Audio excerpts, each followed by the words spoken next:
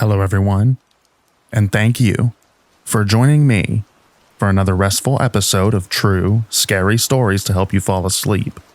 Today, we're going to be reading some Let's Not Meet horror stories. I hope you enjoy them. But before we get into the stories, I do want to give a quick shout out to today's sponsor, Dr. Squatch. Fellas, let's be real. If you're using that same generic chemical-packed bar of soap from the grocery store, you're doing your skin a disservice. It's time to level up your shower game with Dr. Squatch. As someone who spends hours editing, narrating, and diving deep into horror, I need something that actually wakes me up and keeps me feeling fresh. And let me tell you, Dr. Squatch does just that. Made with all natural ingredients like oatmeal, coconut oil, and shea butter, this soap isn't just good for your skin, it actually smells amazing. Whether you're into the rugged scent of pine tar, the smooth and fresh cool fresh aloe, or the deep mysterious birchwood breeze, there's a bar for you. And listen, you wouldn't want to watch a horror movie with bad sound design, right? So why are you using soap that's full of junk? Upgrade your shower experience and smell like a man should. Ditch the synthetic junk and treat yourself to Dr. Squatch today. Make sure that you click wherever it is on the video right now. I'm not sure where YouTube's going to place it, but there will be a link somewhere on this video. Make sure that you click it and go check out Dr. Squatch. Dr. Squatch. Get dirty, stay clean. I would like to thank Dr. Squatch for sponsoring this video. It really does mean the most. And now, without further ado, lay back, relax, and enjoy these true scary stories.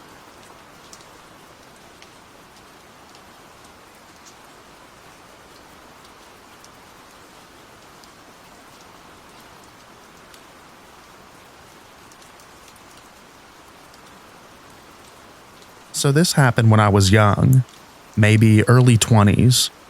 I'd have to have been 5 or 6. I was born in California and had lived there for about 11 years before moving across the country.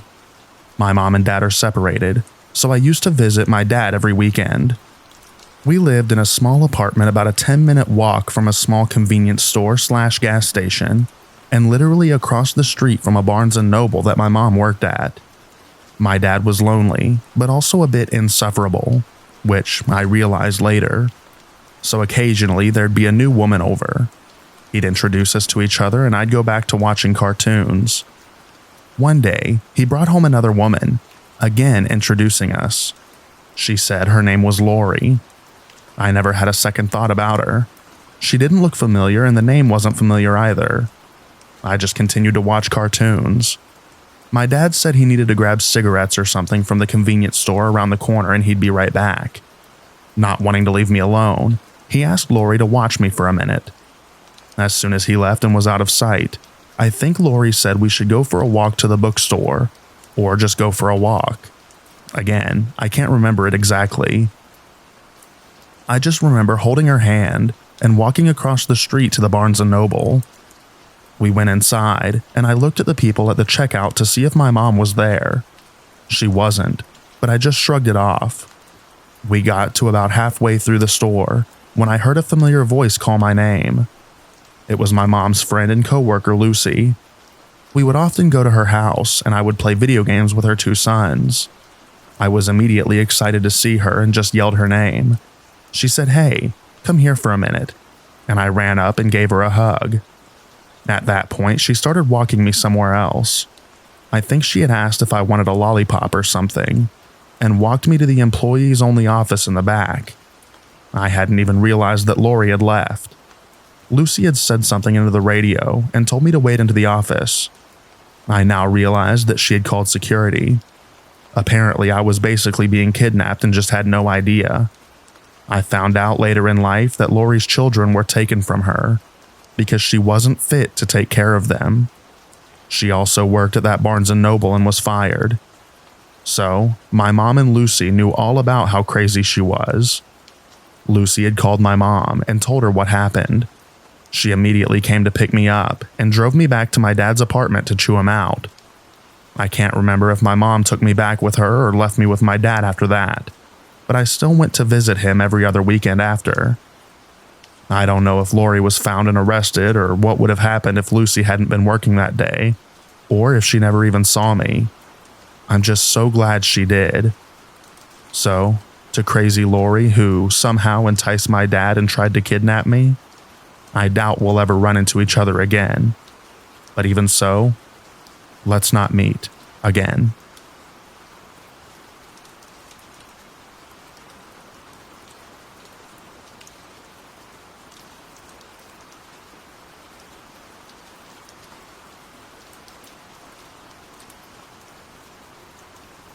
This happened quite a long time ago.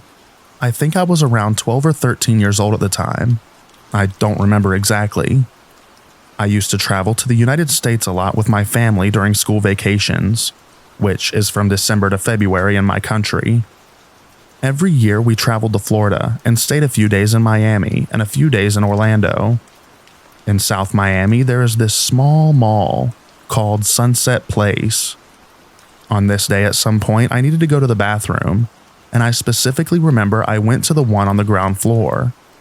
My mother was in another floor with my sister, and my dad was with me.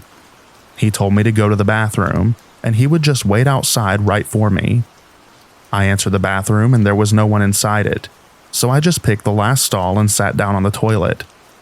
A few seconds later, someone walks in the bathroom, and the person stopped in front of my stall.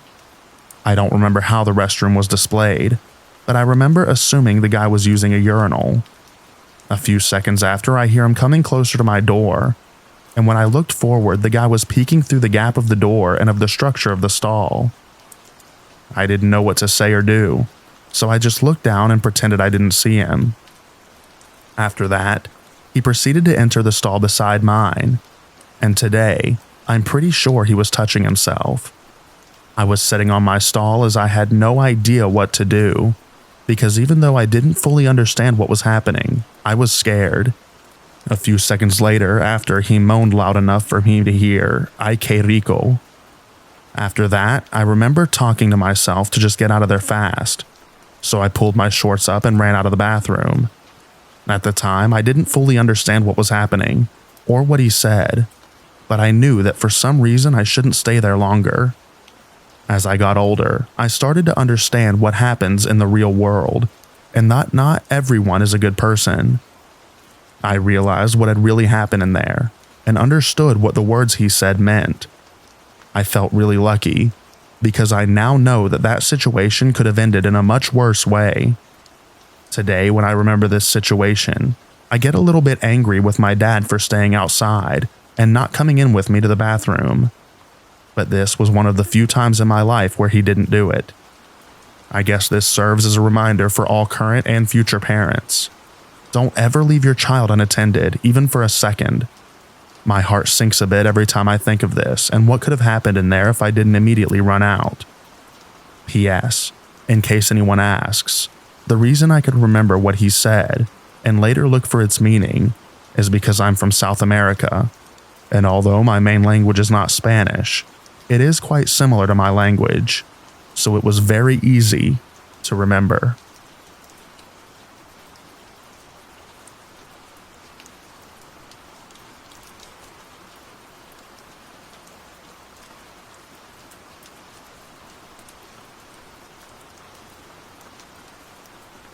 I took the train into the city for a concert with my friend on a Friday night. Both of us are in our mid-20s, and we were a little high on edibles. We've both taken this train many times before, and while I have had some weird experiences, as any young woman might, he's never seen anything like this. I was honestly way stumped and way spooked too. About 3 stops into our 5-stop journey, I noticed through the window of the car, a guy, probably late 20s, early 30s, tall and fit, was doing pull-ups on the bar of the other car's ceiling. You know, like the bar you would hold on to so you don't fall over into someone when the train rolls to a stop. I thought he might have been younger at first, and with his friends just messing around or something. This stranger then started doing dips and other workouts on the seats, looking straight ahead. The guy was flexing and staring at himself in the train window, and at us through the glass. My friend and I at first started laughing uncontrollably about it. Edible high, remember? Because we thought he was just getting a pump in and being a little weird. We were 2 stops away from our destination, and we watched him get off the train car next to us. Then things got weirder. He didn't leave the station, but instead quickly ducked into our train car. Trying not to laugh now that the stranger was literally now feet from us, we looked over to see him staring straight at us. I mean, straight at us. I had my back to the guy, but my friend said he took his coat off to reveal a tight black t-shirt, was flexing his muscles, and began doing pull-ups at the bar right next to us. He was grunting and making noises. It all seemed so creepy to us, but no one else on the car seemed to even notice him. The train stalled at the station with the doors open for longer than it routinely would, as it sometimes does if there's a delay. I turned around, and the stranger stared into me. My friend and I looked back at each other, and I had an unignorable instinct to get off the train. Without a word, we both darted out the door and onto the platform. The doors almost immediately closed, and the train swooshed away, leaving us alone in the station, reeling from the weird interaction. My friend was quite concerned that he may have been a threat. I admittedly was glad I hadn't been alone. We waited a few more minutes for another train to come, made it to our destination, and had a great time at the show. When we returned to the metro station hours later, edible wearing off, we were about to go through the turnstiles when we saw him. The stranger was speaking with a woman casually in the area just before the turnstiles. We freaked out and moved quickly through them, down the escalators, and ran to catch the train that was arriving as we got to the platform. We boarded the train and had a "was that really him, and is he following us" debate for 2 stops or so. From what we saw, he remained outside the station and hadn't gotten on the train with us, or even gone down the escalator. We also hadn't seen him earlier at the station when we got off to go to the concert or inside the venue. We thought we had left him in the dust when this train zoomed away. When it came time to get off at our stop and go home, my friend got up and walked towards the door, standing parallel to them while I stood by his left side, facing the back of the train car. Then, out of absolutely nowhere, the stranger came into my view and started making strides towards me. He was staring at me, in the eye, and picked up his pace towards me. I got spooked so bad that I ducked between my friend and the train door just before it opened, to try to get out of the stranger's path. I stumbled out of the train car as it opened, and we ran to the escalator. I was afraid to look back and see if he had followed us. But then, from above, we watched the stranger exit the car we had just been on together, and move to the next car over.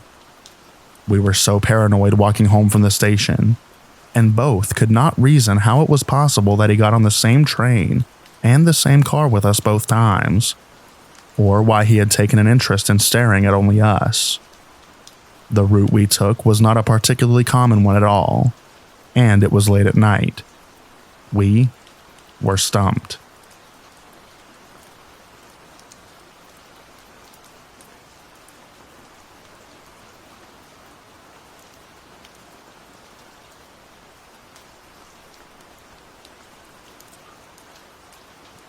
I remember the date and time the scariest night of my life happened to me.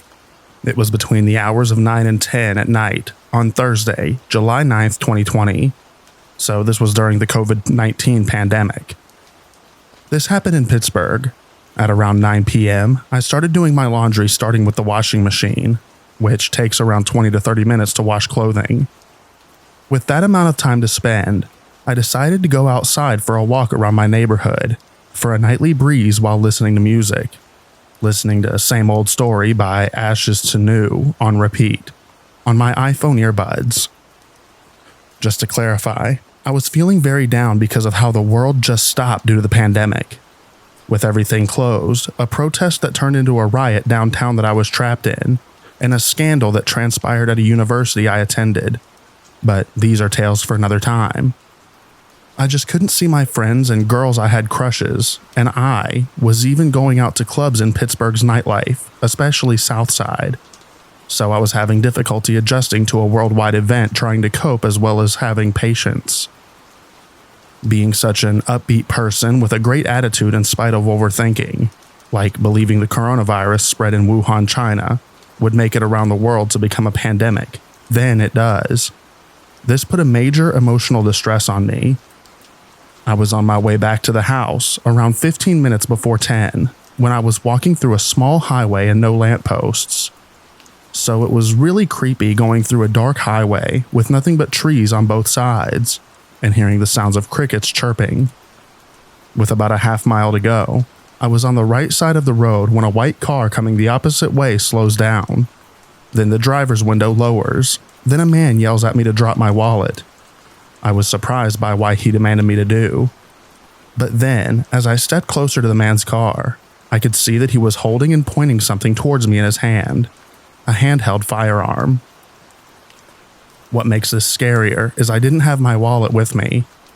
When I found out exactly what was going on, I sprinted away back to the house, scared in the back of my mind he was going to shoot at me or take a sharp U-turn to chase me. I was wearing a white sleeveless shirt, long jeans and waterproof boots, but I ran without tripping. When I was sprinting, I also looked back every few seconds, hoping I wouldn't see the same white car, but I didn't. I made it back to the house, sweating and reflecting on what just happened to me for the first time, being someone who was never in a situation like that before. The only one else at the house was one of my second cousins, who was in a gaming room playing video games, unaware of my night walk. The others, my mother and my cousin, were out of town that night. Never in my life would I ever think I would be a victim of attempted robbery. I wish I had got the model of the car, the name of the brand, and most importantly the license plate to report him, but I was too scared to know about that in my fight or flight response. Still, I should have called the police to report this, but being that I was young and feeling down around this time and had never made a police report, I didn't. I know, very selfish of me. To this day, I wish I had just dialed 911 for this. But having an overprotective mother who was out of time that night with my cousin and my cousin's son was the only one else with me at the house, not knowing I went outside for a walk while he was playing video games. I just couldn't bring myself to confess this. They still don't know about it except a few select friends of mine I called to talk about it with. I want my mother to live until her end without having fear and the thought her youngest son had his life threatened one night. I know this was a stupid thing I did, but my mind was not well intact with my adjustment to the COVID-19 pandemic. I needed a moment to clear my mind at the moment, even at night. However, this has taught me a lesson, and this should teach you all who have never been in this situation, to never go out at night in the dark, unless you're going somewhere, but do it safely, with someone you trust, or if you're looking for time to kill during an indoor chore that takes waiting, do something that doesn't involve going outside. Either way, pandemic or no pandemic, be aware of what happens in situations like this and be safe. And learn from this if you do go out at night. Never go alone. However, I wonder what would have happened if I didn't figure out what was going on longer, or if I told him I didn't have my wallet. I believe that if I didn't know what was going on any longer, chances are I wouldn't be here.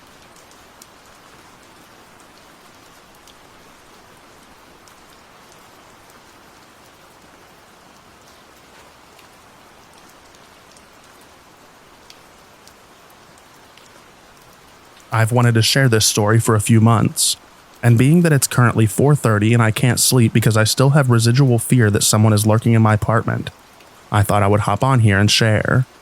To set the tone, I bartend and had an awful night at work.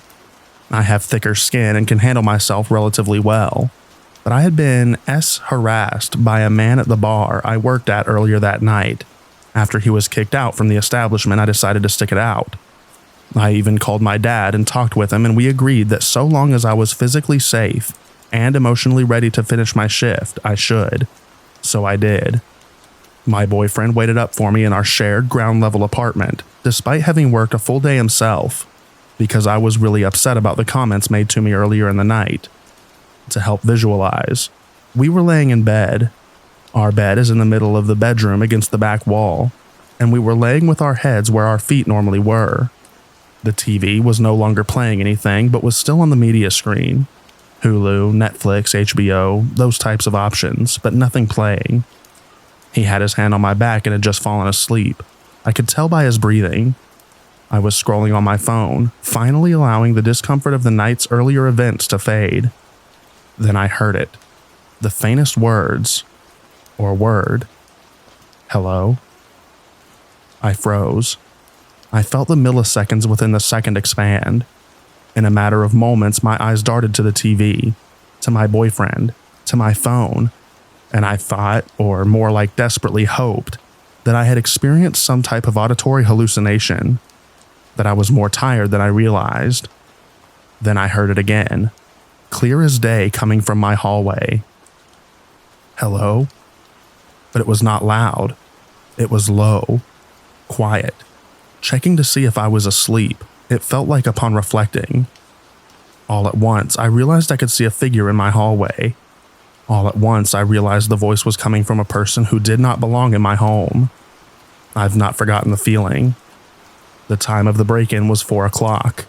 It's currently 4:44 a.m. I can count on one hand the amount of times I've fallen asleep before 4 a.m. since this incident, and/or have woken up around 3 a.m. if I do fall asleep before 4, to make sure everything is locked. Hence this post. I can't sleep. Anyways, I screamed with all of my heart. I screamed. My boyfriend jumped up, awake, confused, yelling. He threw open the bedroom door and there was an intruder, standing and staring in the darkness. We didn't know what he wanted. We honestly still don't. My boyfriend pushed him and told him to leave. It was a Saturday night. We live a 25-minute walk from the bars, which may seem far, but isn't as far as you think. We both assumed he had the wrong apartment, until he coldly and calmly said, "I'll leave," and turned around, not towards the front door, but towards the sliding glass patio door that has an enclosed patio. He slipped out, so silently, so quickly, and hopped my 4-foot fence. We decided not to call the police because I was hysterical, confused, and in the moment convinced myself all they had was the wrong apartment. It wasn't until we talked about the situation to more people that it was clear that there was something more nefarious afoot. So, to the person who broke into my apartment, let's not meet again. Please.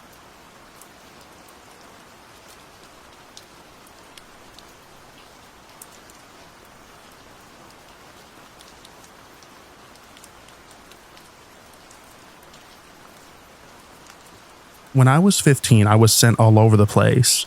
I lived at different people's houses. I was even sent out of state. I didn't go to school. I would always skip for reasons I won't share.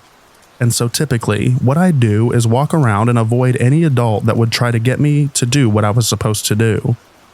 One day around 1 p.m., I was in this random spot. It was an apartment complex type thing, and I was sitting in the gazebo smoking. I noticed a white van with tinted windows all around it. I watched as it kept circling the little spot I was at. By the 5th time it circled me, I was pretty sure I was about to have to do something. So by the 7th time, I got up and headed towards the sidewalk. As I did, I heard tires squealing down the hill. I turned around and saw the van hurling towards me at like 80 miles per hour. I just remember my knees felt like they were floating, and all I could feel was how hard my feet were hitting the pavement.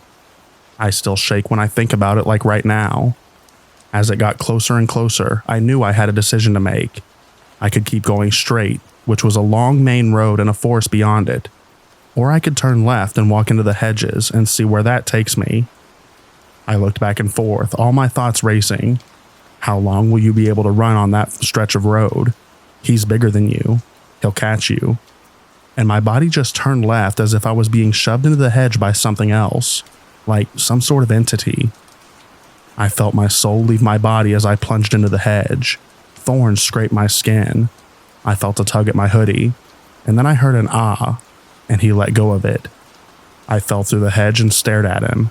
On the other side of the hedge, there he stood, his van running and parked onto the curb. He had sunglasses on, jean shorts that were cut by scissors, white sneakers, and a trucker hat.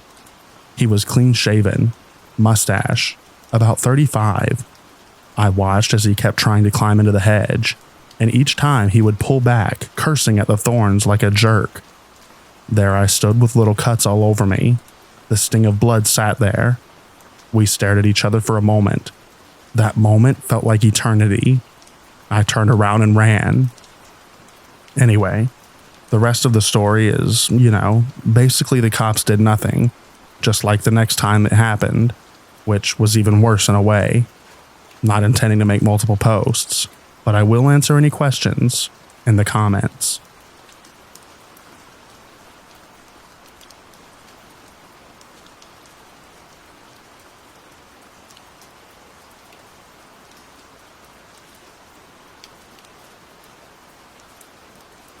This happened to me a year ago outside of a famous department store in Mexico while waiting for the bus. That day I went to buy a birthday cake for my best friend, among other things, so I had a lot of things to carry. I usually walk home, it's not that far, but since I had a lot to carry I decided to wait for the bus. It was around 4 p.m., and since it was a very central part of the city, there were a lot of people walking around and waiting for the bus. So I found what happened next very strange. I was leaning against a window of the department store while carrying the bags and trying to keep my balance so the cake wouldn't slip, when a woman approached me and started talking to me. I don't know what I looked like since people always approach me to talk to me easily, even though I'm quite introverted, so it didn't seem strange to me at the time. However, one of the first things she said to me was a warning, something like, "Be very careful with your things. There are very bad people. Someone can steal from you." I took it as a kind word, but didn't pay attention. However, the woman began to ask me where I lived, what bus I took, what my parents' names were, what they did for a living, and where I went. The questions were probing. It gave me a bad feeling, so I lied to all of them, following my mother's advice regarding strangers. And then she began to tell me nonsensical things about her personal life. She had no verbal coherence. I didn't understand anything she was saying, as if she was telling random stories and connecting them in an absurd way. I noticed that there was something very weird about her when I examined her. Her face was delirious, looking almost to the sky. Her eyes opened wide when she spoke nonsense to me, and she had a disheveled appearance that I had not noticed before.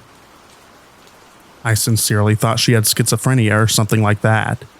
And then she began to get very close to me, invading my personal space and repeating the same warning from the beginning over and over again. I began to get scared and move away from her. Even a woman saw us and also seemed surprised. At some point, the woman cornered me and got so close to my face that I felt as if I was being harassed. I forgot to mention that when I said which bus I would take, she suddenly said that she would take that one too, even though she told me that she was going somewhere different. She spontaneously made up that she was going to visit her brother, and that's why she would take the bus with me. I then told her that I would think it would be better if I walked because the bus was taking too long, but she wouldn't let me go. And when I insisted on going, she told me that she would accompany me because she was going to the same place. How come she was going to the same place? I didn't understand. In the end, already quite nervous and scared, I told her that I would walk and I said goodbye, pretending to be nice, and I simply walked to leave, and then she started following me from behind for a block. When I turned to change streets, I had to run without even caring about the cake until I lost her. I had to omit a few observations to keep it short, but I got the impression that if she didn't have any intentions of assaulting me at any opportunity, then maybe she was waiting for us to be alone somewhere so she could do something worse. Sometimes these are kidnapping tactics in Mexico, where there are more people involved. Luckily, it was the afternoon and there were a lot of people walking around, but I don't know what would have happened if I had gotten on the bus. Would she have followed me? To what extent? To do what? So, woman outside the department store, let's not meet again.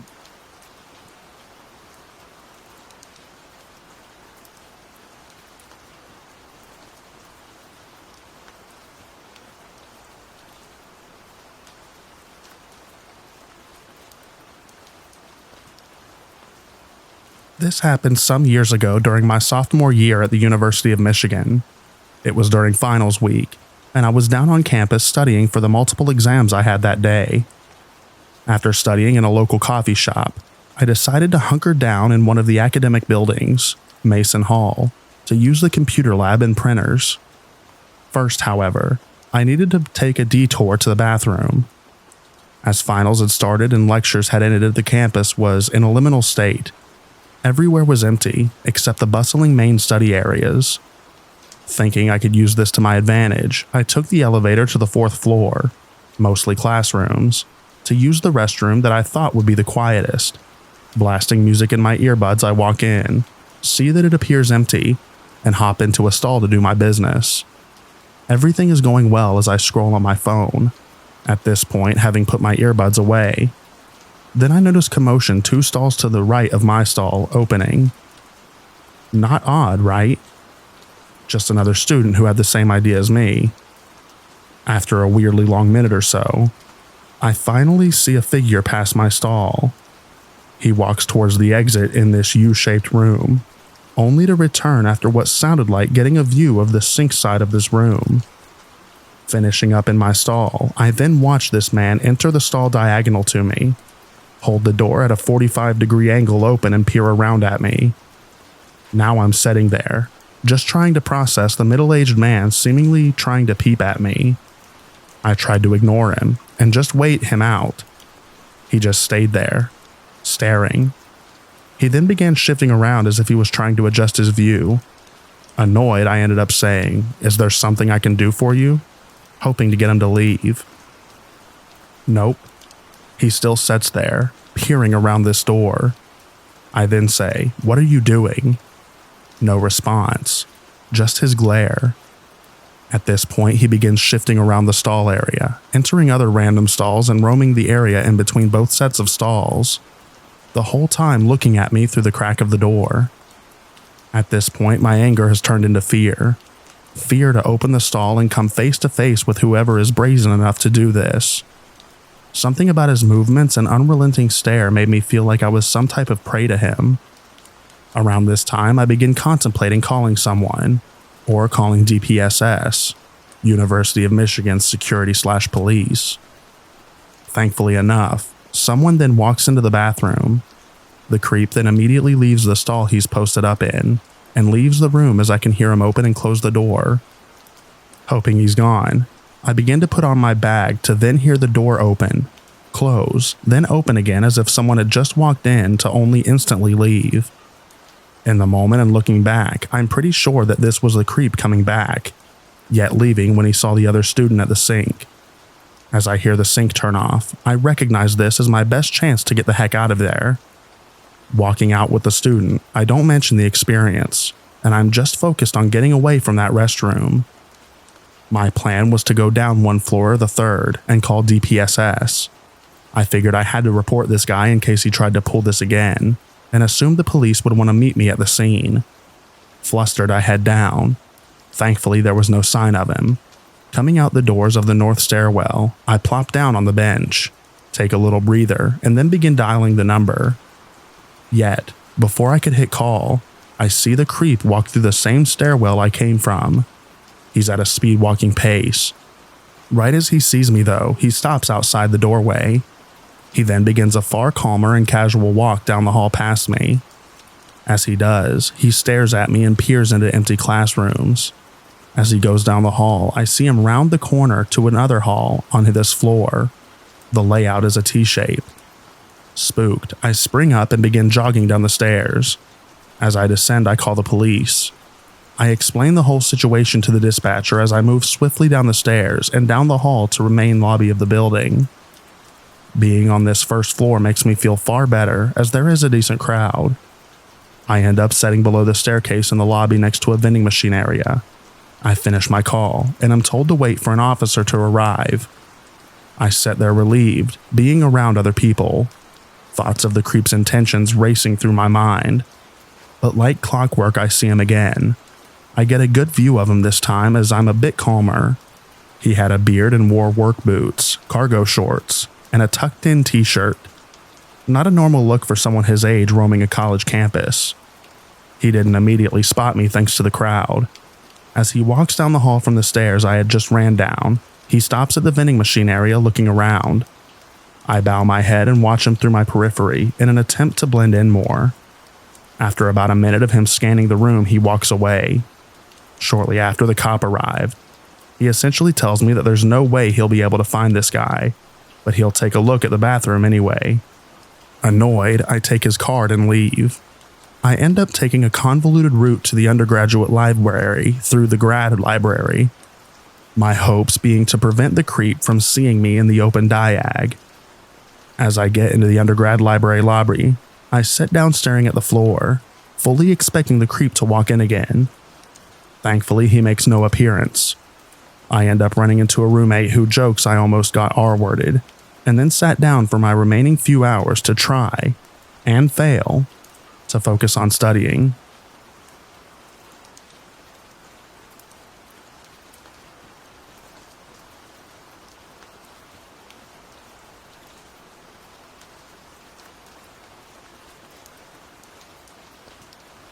I'm in the process of applying for a new job and started contacting various places to see if they were hiring and sending in my resume. About 3 weeks ago, I got a text from a director saying that texting would be easier to keep in touch about filling out my application and setting up interviews. I ended up meeting with him twice, one to see the facility and two for an interview, about 2 weeks ago. Since then, he's passively said things such as how pretty I am, that I would be a perfect fit, etc., but no actual updates on the job. He's also tried asking me out multiple times, but he tries to make it seem like we would be talking about the job. I've tried not to reply as much as possible, and have been ignoring him because I don't want to work with someone like that. Yesterday, he messaged me to tell me that he was sending flowers to my apartment building. I never gave him my address directly, but it was on my application. I said thanks, and then ignored him because I was freaked out. Today, he asks if we could meet up for coffee because he's in my neighborhood. I didn't respond. About 2 hours later, I took my dog for a walk, passed by a coffee shop that is 2 streets over from my apartment building, and he was sitting in a booth right next to the window. We didn't make direct eye contact, and I honestly couldn't tell exactly if it was him. I kept walking, and he almost immediately texted me, asking if that was me that he's just saw. / did I want to come back to the coffee shop? I didn't reply. I live in a huge city, so what are the chances that he was at a coffee shop in my neighborhood, that close to my apartment just by chance? Was he just waiting for my response that whole time? Am I being paranoid about being stalked? Sorry if this is all over the place, and I'm posting from a burner because you can tell what city I live in from my regular account.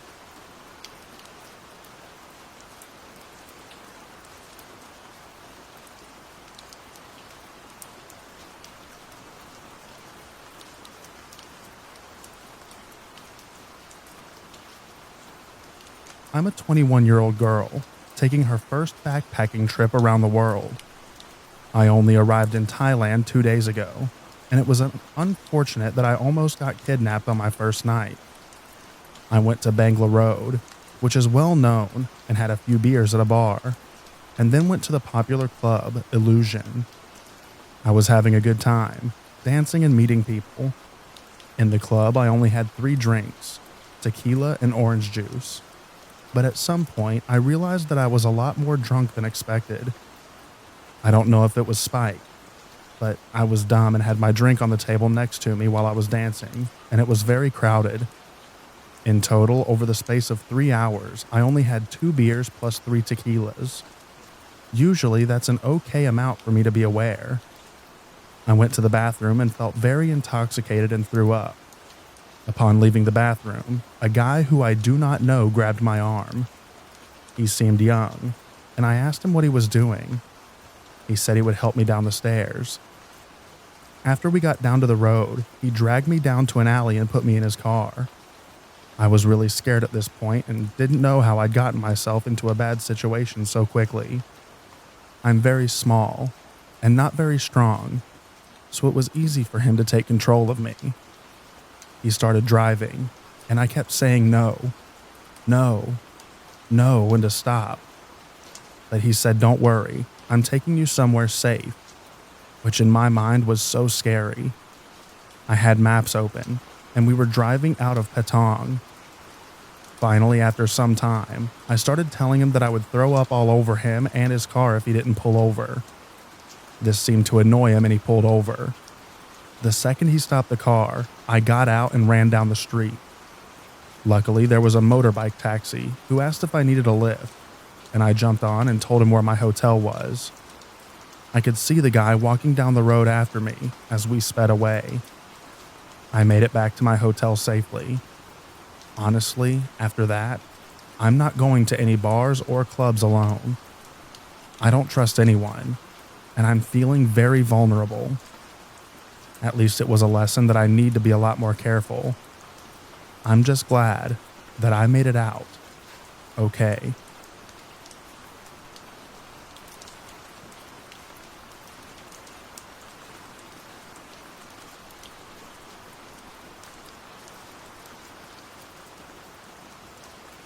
I grew up in the 1990s, born in the late 80s, and I remember getting my first bike and starting to explore the area in which I grew up in upstate New York.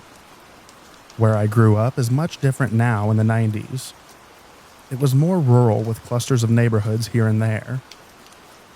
I lived near an old capped landfill, and the main road connected a lot of semis down to some factories in a neighboring town that was like a 5-minute bike ride.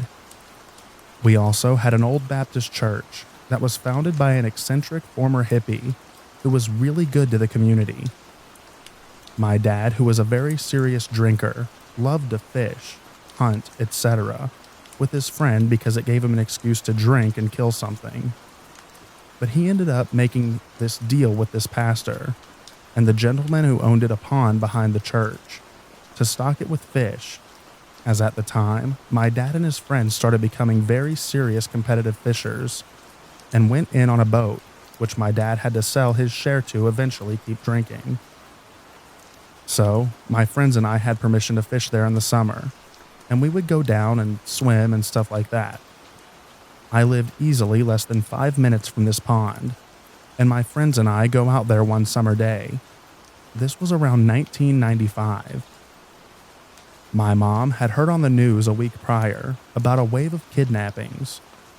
I don't remember if Amber Alerts were a thing then, so she decided to make a code word with me. She came to me and told me that if anyone ever tried to convince me that they knew my mom or dad, in hopes to get me in their car, to ask them for the code word. Ours was pickles.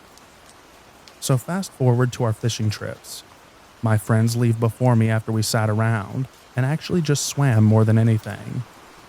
My friend Dennis got mad because he was serious about fishing, so he and his brother left, and I was alone on the road. And this road, once you got past this farm, was a straight shot to the main part of town, and our road was on the right just before the road ended. So I get to my road, and I'm about to turn, and I didn't notice that I was being followed by a beige-collared pickup with this Cletus-looking guy from The Simpsons in it. He greets me and tells me that my mom and dad are waiting for us at this local restaurant, which I knew.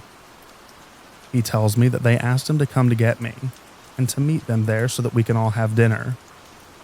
I immediately thought of what my mom said and started getting this evil feeling like I was in danger. So I told him that my parents specifically have a password that they give their friends, and that if he was their friend, he was required to tell me, at which point he got mad and started swearing at me. Although I didn't see one, but I was certain he had a gun, and he started fumbling in the truck. I turned and started paddling down my road, screaming for help and that I was in danger. He jerked his truck to follow, that I was making too much noise and was already to my house that he just took off.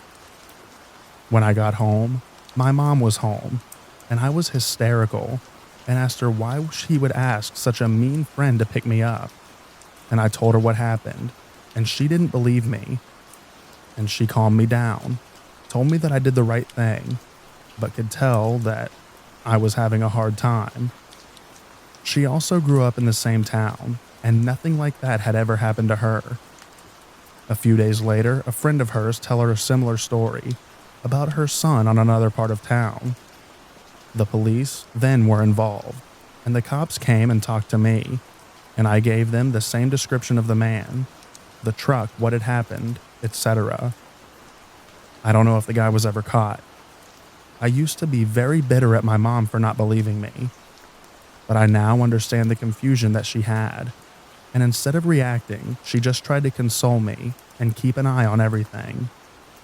My dad, on the other hand, was more vigilant about it and would ask me all the time when he'd take me out if someone looked like the guy in the truck, and if they looked like the same truck that I saw. I just hope that no other kids were harmed by him.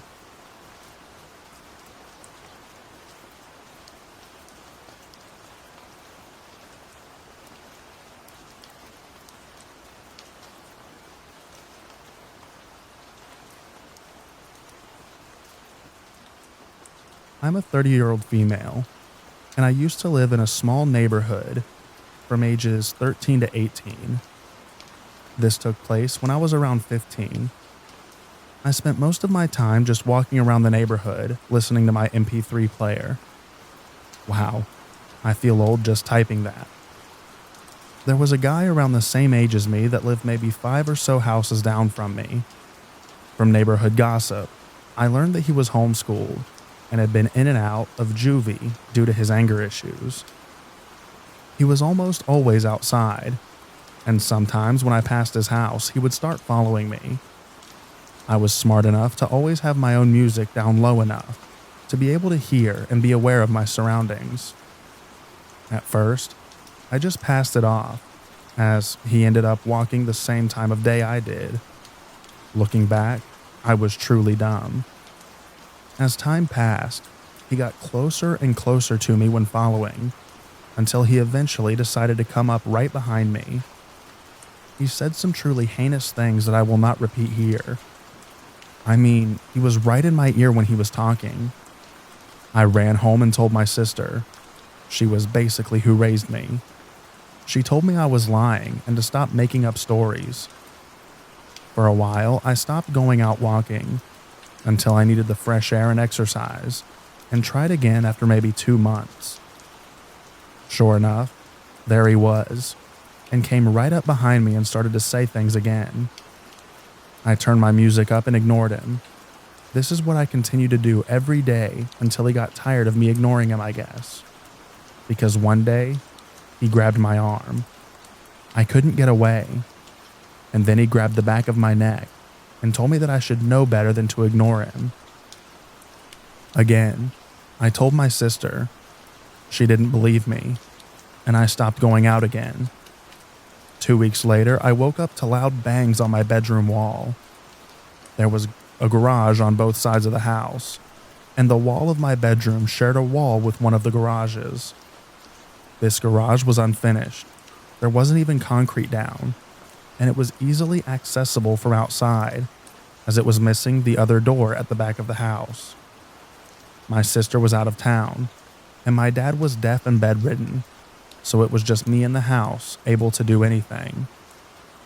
My bedroom also had a door to go outside, so I ran over and locked it. I laid down and waited for the banging to stop, but it didn't. My cousin and her boyfriend lived down the street, so I called her, and she sent her boyfriend down to see what it was. Her boyfriend pulled right into the backyard and right up to the door into the garage. His headlights filled the garage, and out ran the guy from down the street, holding a large knife. He took off running, and my cousin's boyfriend followed. It was at this time that I called the police. They came and took a statement, but there was nothing they could do because other than going into the garage and trespassing, he didn't actually do anything. I never took a walk in that neighborhood again. I still wonder how he knew what wall to bang on. How did he know that I was on the other side of it? How did he know that my sister was gone? or that my dad was bedridden and couldn't do anything. I never locked the door, so had he been able to get into my house, who knows what would have happened? What would have happened if I had gone outside? It still gives me the creeps. So, guy down the street, let's not meet again.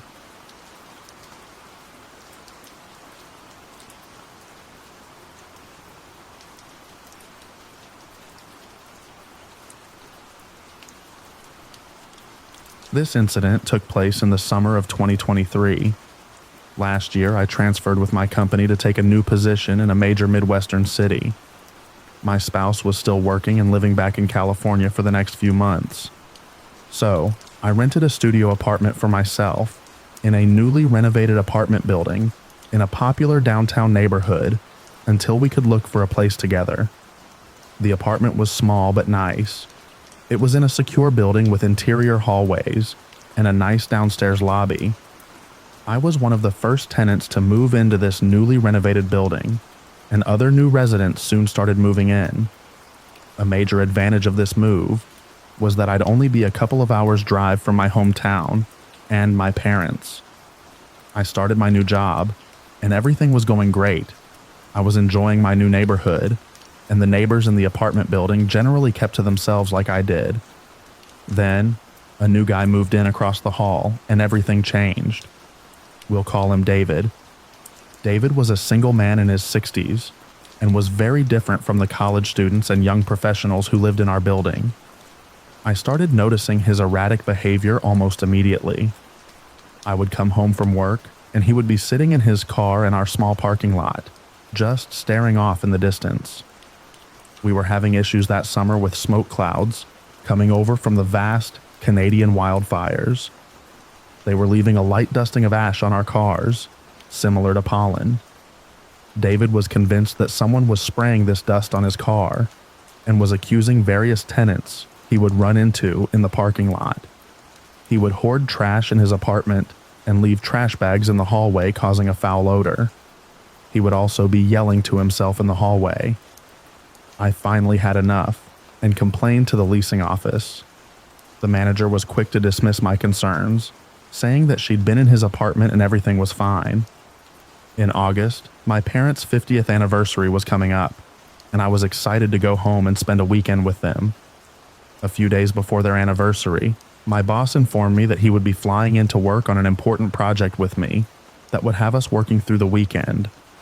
I was really disappointed and felt like I was letting my parents down, but I managed to get away for a quick overnight trip in the middle of the week to see them and get back before my boss was due to arrive. I drove down and spent the night with them. The next morning, I checked my email as I was getting ready to head back. There was an email from my apartment manager in regard to the incident the night before. The email was very vague, but it stated that a resident was dead, and there would be further details coming later. My heart sank and I immediately went pale. My mind instinctively went to my strange neighbor David. I opened up a local news app for my city, and the top story was about an active shooter in my apartment building who was killed during a SWAT team standoff the night before. Apparently, David approached my next-door neighbor in the hallway with a gun and threatened to shoot him. The neighbor ran into his apartment and called 911. David also called 911 and told the dispatcher that his neighbors were hacking his phone, and if the police didn't come, he was going to start shooting people. The police came and tried to talk to David, but he had barricaded himself in his apartment and claimed to be heavily armed. The state police and the SWAT team soon arrived, and David began firing a rifle out his window at anyone he saw in the parking lot below. All of the neighbors on my floor were trapped in their apartments with no way of escape. They had to get down and barricade themselves from the gunfire. There was another building across the street with a direct line of sight into our apartment building. A police sniper took a position in the building across the street and shot David through his window. Then they flew a drone into his open window and confirmed that he was dead with a gun still in his hand. Luckily, no one else was injured. I got home later that day to a bullet-riddled apartment building, and several neighbors who normally didn't speak to each other were hugging and crying and showing each other videos of the incident from their hiding places. I've never been so lucky to have been out of town. If my boss hadn't messed up my plans, I would have been home that night. I'm sorry David didn't get the mental health attention he needed, but he put so many lives in danger.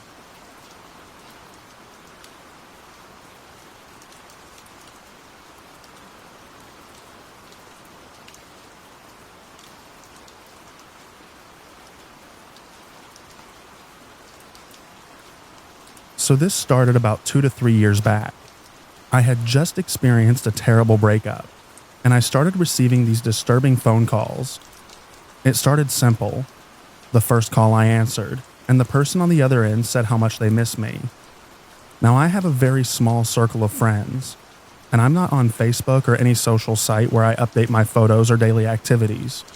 This is important. And I know that the ex that I just split up with had nothing to do with the following. Apologies, it's not short.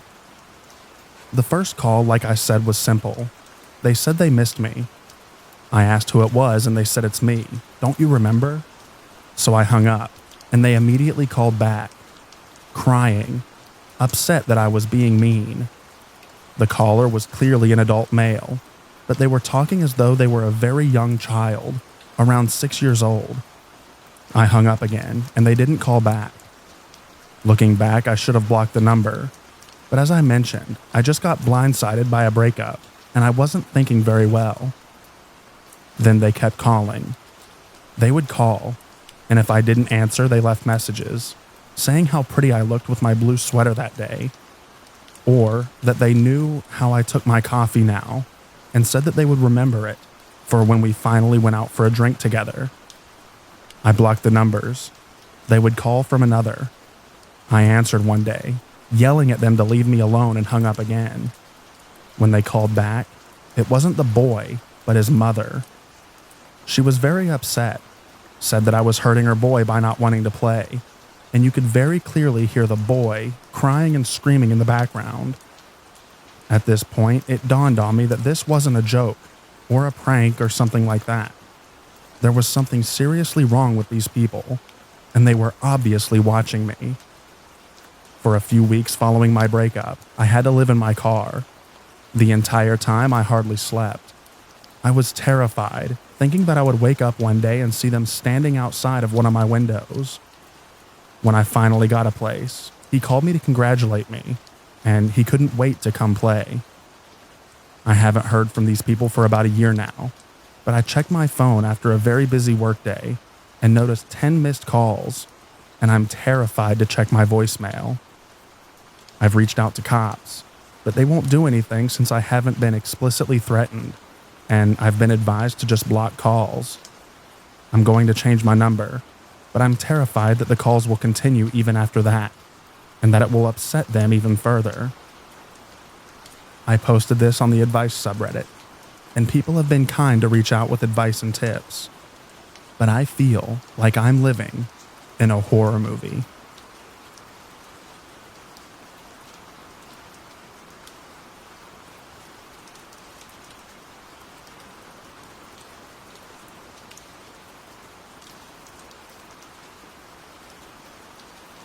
It was a Friday night, and I had gone to bed early, as I had work on Saturday morning. After reading in bed for a bit, I drifted off at around 10:30 p.m., only to wake up about an hour later to loud screams and people yelling profanities. I thought that my girlfriend was watching a movie with the volume way up, and I went out into the lounge room to ask her to turn it down a little. Instead, the TV was off, and my girlfriend was staring at the front door with her eyes wide. Our apartment is on the ground floor of the building, so our front door opens directly out into the lobby of the building. The voices in question were coming directly from the lobby. I couldn't make out specifics. In my defense, I was half asleep, and the language of the country that I live in is not my first language. But there was a lot of swearing involved. My first thought was that it was some kind of domestic dispute. But after listening, I realized that it was a group of men that sounded extremely aggressive. I looked at the WhatsApp group chat for my apartment building, and to my horror, I saw a message from one of the people in it that there were armed men in the building and that we should not leave our flats. The country that I live in is experiencing a marked uptick in crime, and I had heard stories of armed groups of men robbing entire apartment blocks, but these had seemed fairly apocryphal to me. However, that was my first thought, that these men would kick down our door and rob us. One of my dogs started to growl at the commotion outside. I shushed him, and thankfully he obeyed. I heard a commotion in the apartment above me and went out to my patio to see what was happening. I heard what sounded like a large piece of furniture being knocked over, and women and children screaming in terror. At this point, I had no idea what was going on, but I knew that by now they would have robbed us already, if that is what they had planned to do. My girlfriend and I decided to hide in a small shed at the end of our patio, monitoring the group chat on our phones. Our bigger dog silently stood watch outside of the door of the shed, his eyes locked on the sliding door at the end of the patio. I would find my smaller dog later, cowering between the washing machine and the dryer. After 10 extremely tense minutes, I heard the screeching of tires, signaling what I hoped was the perpetrators fleeing the scene. Eventually, someone in the group chat said that the police had arrived, and breathing a huge sigh of relief, I came out of hiding and opened the front door. Alarmingly, on the floor of the lobby, there were zip ties that had been cut, and the security guard was talking to one of the tenants. The man was bleeding from a large gash on his face and looked extremely shaken. Over the next few hours, the story would unfold. The man that I saw with the gash on his face was the tenant in the upstairs apartment, the one that I had heard the commotion coming from.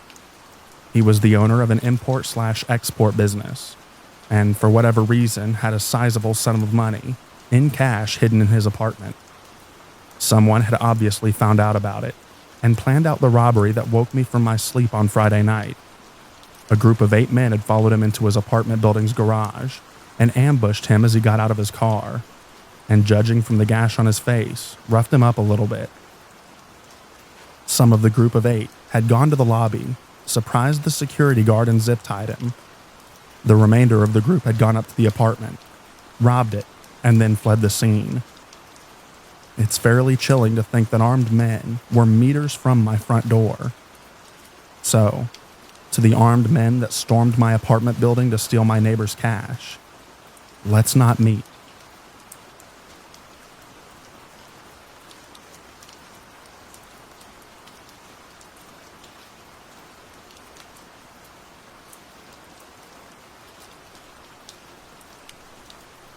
This happened while in my early 20s.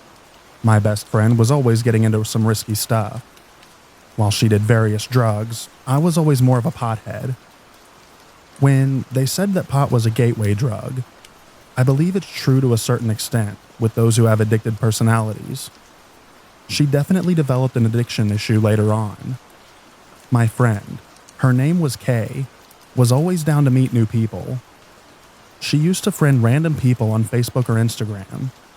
She would ask me to hang out so that when they left, she met people and I was the buffer, just in case they didn't like each other. One day, she came over to my house unannounced and was like, "Hey, let's go to my uncle's house," because her aunt was there, and her aunt had some goods. Her aunts happened to be down the road. Her aunt and her uncle were known as dealers in the area, so we went. When we got there, she was like, "Hey, I met this guy online. He goes by Joey Crack." Then she shows her aunts his pictures, and a wide-set man with a red goofy face, cornrow braids, face tattoos, and a gold grill. I laughed and said, "Wow, Kay, you really know how to pick 'em." She had already invited him over, so upon his arrival, he then comes out of nowhere, just walks right up to Kay, gives her a hug, and everyone else there a kiss on the cheek. This part of town, there was nothing around, just houses, a school, and woods. The closest store was about 20 minutes away, so it struck me as odd that he walked there. So it was me, Kay, her aunt, and the aunt's friend. We set and get 3 joints in a rotation. By this time, both aunts are high as a kite on coke, and they take a few puffs, then go inside the house, leaving me, Kay, and Joey Crack outside. Joey then starts asking us questions like how we know each other, what we do for a living, etc. It was getting late, so I was telling her that I was wanting to go home. She was like, "No, don't go yet." I told her I was tired and that Joey is weird, and he kept low-key hitting on me. She then tells me that he had asked to sleep with her, and he wanted to ask her if I was down. I laughed it off and said, "Are you crazy?" And after a while of silence, I deflected and heard some noise that was in the darkness. "Did you hear that?" After a bit of small talk between him and Kay, he then learnt that neither of us was interested. It was just a hangout. This then turns the mood. You could feel it. It was suddenly eerie. He got reserved and shifty-eyed. I sat down for a while just to please Kay. At one point I turned to Joey, knowing that he walked here and it was kinda dark by now. "What are you about to do? Because I'm about to go home and Kay's coming with me." He was like, "I just texted my boy. He's about to come get me." When he was texting, Kay was right behind him, watching him text. Her eyes grew wide and she looked at me. That was silent girl code for what the heck. Kay broke the silence and was like, "Hey, come help me get this thing from inside to bring it out." So I did. We went inside and she was like, "I'm gonna call my uncle so that he can take us to your place." And I was like, "Why?" My house was like a 10-minute walk. She said, because when she was looking at Joey's text, he sent to whoever was coming to pick him up the information of all of us here. He noted that our aunts were high on coke, as us along with our age. He was telling his boy to come over to basically rob and R-word us, and called dibs on the blonde one. I was the blonde one. Every hair stood up on my body with the thought of some gross goon trying to have his way with me. I was mad, because she got me into this. We came back out and continued our conversation with him so that he wouldn't get suspicious of us. She mentions out loud that her uncle was on his way home. As he pulls in, a sigh of relief comes over me. They speak briefly, and Joey then departs into the darkness before his ride even shows up. Kay and I get a ride from her uncle to my house. On the ride, we noted how weird Joey was. Later that night, as I was going back to bed, I checked my Facebook, and I have a friend request from Joey and a message. "You're so pretty. I would love to have some alone time with you without your friend." The message ended with his number. I never blocked someone so fast. And after this, Kay didn't learn her lesson, but that's another story for another time. A week later, Joey was in the news. He was wanted for SA, robbery, and drug possession. A bullet well missed on my part. Joey Crack, let's never meet again.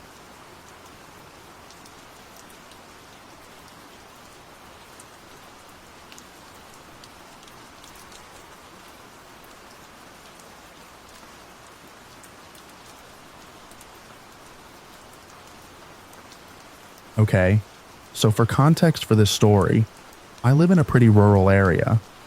We live on the outskirts of our town, which already is small compared to the populations of the other towns in California.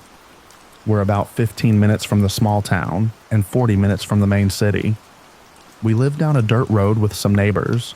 Our house has no other fences attached to ours, and on 2 sides of the house is only fields and dirt roads, one side having a single house in the field. The other 2 sides have a couple neighbors down other roads, and nobody really interacts out here except my dad talking to 2 of them sometimes. I was probably 12 when this happened. I had low self-esteem, and I wanted to start exercising more. I had been enrolled in a charter school due to bullying. Yes, that played into my self-esteem, but let's get on with the story. So I didn't really have many ways of exercise besides a treadmill that we owned. I wanted to start getting fresh air too, so my mom suggested that since we live out here, that it would be peaceful to take walks down the back dirt road. I agreed, even though I was stubborn about it half the time. But we began walking, and usually would go in the mid to late afternoon when it would start cooling down outside, but was still light. In case it got dark, we took our flashlight too. Being out here, it was notorious for stray dogs to sometimes make their way out here, and we would carry pepper spray and a mini bat, just in case one got vicious. However, a dog will play into this story. One day, me and my mom decided to go on a walk in the later afternoon. So me and my mom took off and started walking down the road. When you walk about a quarter of a mile down the road, you start to come towards a little cross section. There's a road going left to the highway, a road going right to the neighbor's house, or the road goes straight down to a utility road. Me and my mom discussed walking down the utility road to get a good walk in, since it went on for a while. When we started getting to the crossroad, this dog came out of literally nowhere. We were looking at it, and it was in the center of the road staring at us. Me and my mom looked at it, and my mom said that she got this feeling in her stomach that we needed to turn around and walk home. So she grabbed my arm and started leading me back home, and then let go so that we could walk. We were in the midst of walking when she looks ahead and stops to stare at something. I ask what she's looking at, and she points. A white car pulled up to our fence and quickly backed up and shot down the road on the side of our house. Mind you, nobody ever goes down this road except one old man that we know. Anyone else who does usually is scoping out my dad's tools to steal. My mom said she felt a bit uneasy because of it and pulled me to the edge of the dirt road, almost into the field. The car had driven to the highway and left, or so we thought. We continued walking back to our house when this car comes back and drives down the road we were walking alongside. I caught a glimpse, and it was this smaller white car with black tinted windows that you couldn't see through. My mom instantly got a feeling of impending doom and pulled me into the field. Not too far, but far enough. We kept walking through the field towards our house, getting closer now, when this car comes back down the road. My mom stops me in my tracks to see what the car is doing, and it drives back to our house and starts driving around it super fast. For context, we have a random road and area that goes around our yard on our property. My mom waits until the car drives back down the side road, and she tells me we need to start running, so that's what we did. We started running through the field, getting to one of the little sections near my yard. The car comes back and drives down the road trying to cut us off. Me and my mom are panicking at this point and have no idea who this is and why they're acting like this. The car circles around again, and my mom drags me to further to the right, I think, of where we were and told me we're going to run down into the ditch. We get down in the ditch and the car comes back around and pulls to the edge of the ditch where we were. The front of the car was facing us, and all I could think about was if it drove down, it would hit me and my mom and probably kill us. My mom quickly put her arm in front of me and stood dead still while I was literally horrified and dropped our flashlight and I think my water bottle. The car was getting ready to drive down where we were, and then suddenly they backed up and drove around the yard, going back down the side road to the highway. Me and my mom felt like our souls left, and she tells me to run, don't look back, and get to the front gate. I run up the ditch, feeling my heart pounding. I run around the yard and towards the front gate, flinging it open, and I started running towards the front door. I did not hear my mom behind me. I was running to the door to open it right when I looked over and saw the car coming back down the side road. I ran into the house, trying to catch my breath. I saw the car drive down the road, and I didn't see my mom, so I was panicking. I ran towards the sliding glass door, and suddenly my mom comes running towards it and flings it open, running in and locking it. She tells me to go lock the front door while I try to catch my breath and tell her I was scared because I had no idea where she was. She went to chug some water from the fridge and told me that when I was running, she was trying to shut the front gate when she noticed the car coming back down the road. She said she knew she wouldn't have time to follow me to the door, so she ran behind my sister's car to stay out of view of the car, and when it drove back down the road, she took the opportunity to run to the back door since it was closer to my sister's car. It's crazy to think that if we hadn't seen that dog standing there in the road and decided to turn back, that we may have been run down. Fortunately, we haven't seen the car again and think it may have just been some crazy person or druggie who just so happened to come down our road that day.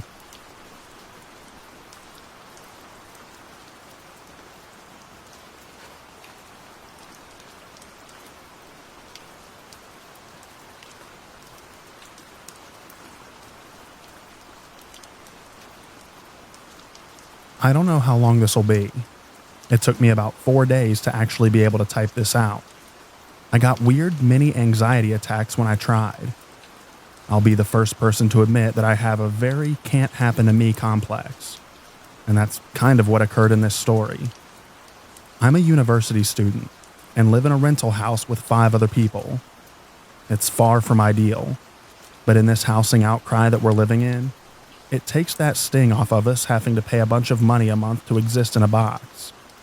This has relevancy, I swear. I got extremely lucky last weekend when the 5 of the roommates that I had were all out for the weekend. This has never happened, so I was ecstatic to have the house to myself. I did the whole 21-year-old girl home alone stuff that you can think of, watching the movie with the volume loud, taking really long showers, walking around the house in my pajamas, etc. It was around 10 p.m. I had finished some homework and was relaxing with a glass of wine and watching some streaming services. It sounded briefly like there was something moving on the porch. We've had a fox in our yard before, and the thing used to make a lot of noise on our porch, so I assumed that to be the case. After hearing some fumbling the second time, I went over to check through the window. There was nothing there. As I'm turning to head back to the living room, a piece of cement flies through our kitchen window. I didn't know it was cement at the time, but not important.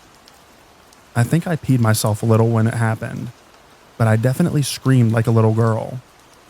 My moronic self started unlocking the door to go outside, but common sense seized control of me yet again and locked the door back. I also ran to the back door to make sure that it was still locked, even though it's glass and wouldn't make a difference. Oddly enough, at this time, my grandma's words came into my head about something her own mother had told her. If someone tries to break into your house, turn the lights off. You know the inside of your house better than they do. I shut the lights off in the living room and managed to turn the TV off, which was hard because my hands were shaking.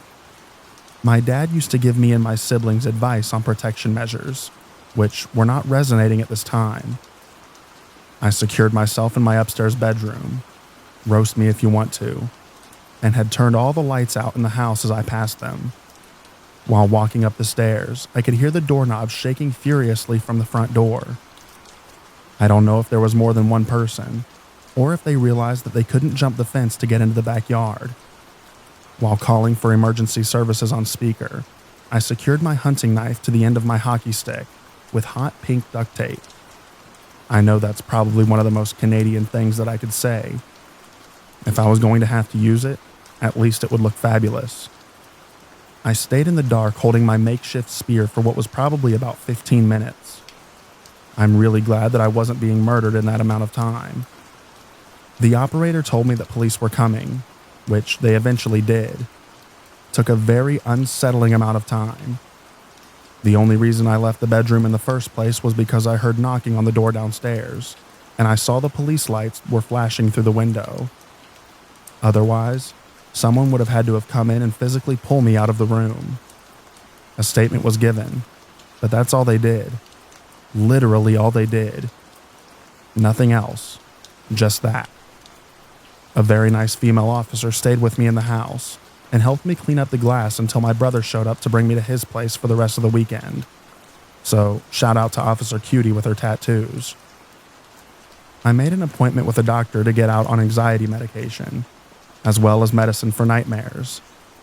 I know that I wasn't in any physical danger at that point, but I've had some very charming dreams about similar scenarios, and I was just finding it easier to stay awake. Maybe that's juvenile of me, but I'm human. The meds are working fine, and I'm back at my house with wall-to-wall people again. And honestly, I don't hate that so much anymore. Please, have a fun and safe weekend.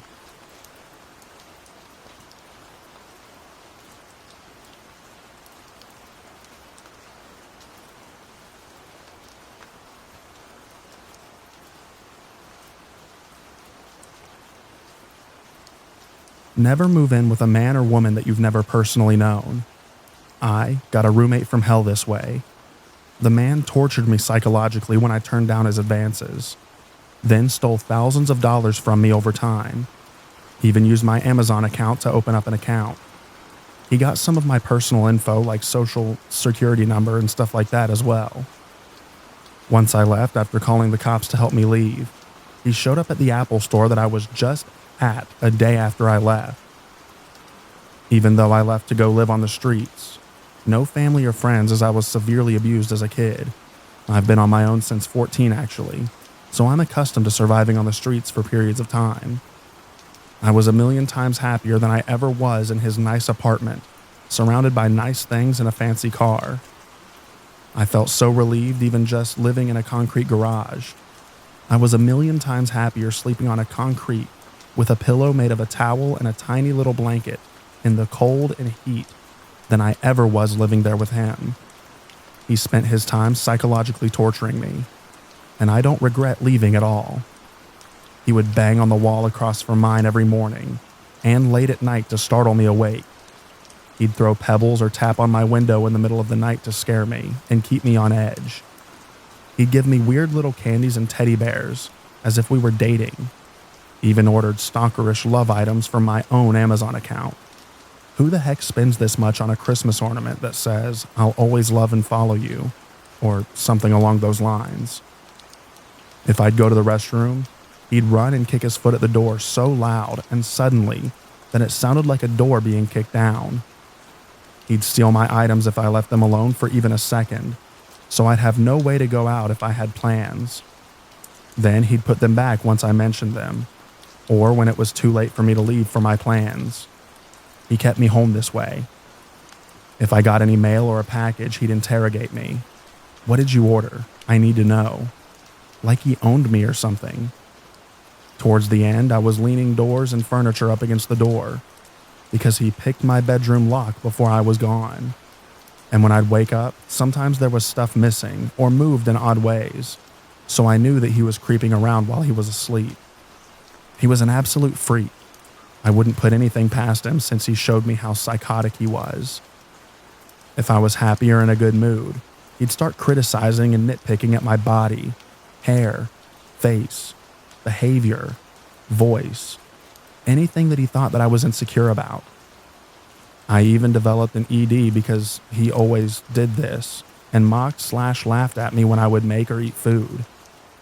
Anytime I'd leave my bedroom, he would rush out of his room to stand right behind or near me like a weird little dog that follows you around panting. He'd throw out food that I just bought, steal my cash, and even use my debit cards. He even ordered 30 to 40 plus items off of my Amazon account without my knowledge or consent. It was the strangest thing. If anyone else had dealt with this, they'd go insane. I still have trouble believing this stuff happened, as it was just so crazy to even think that someone is that crazy to do something like this.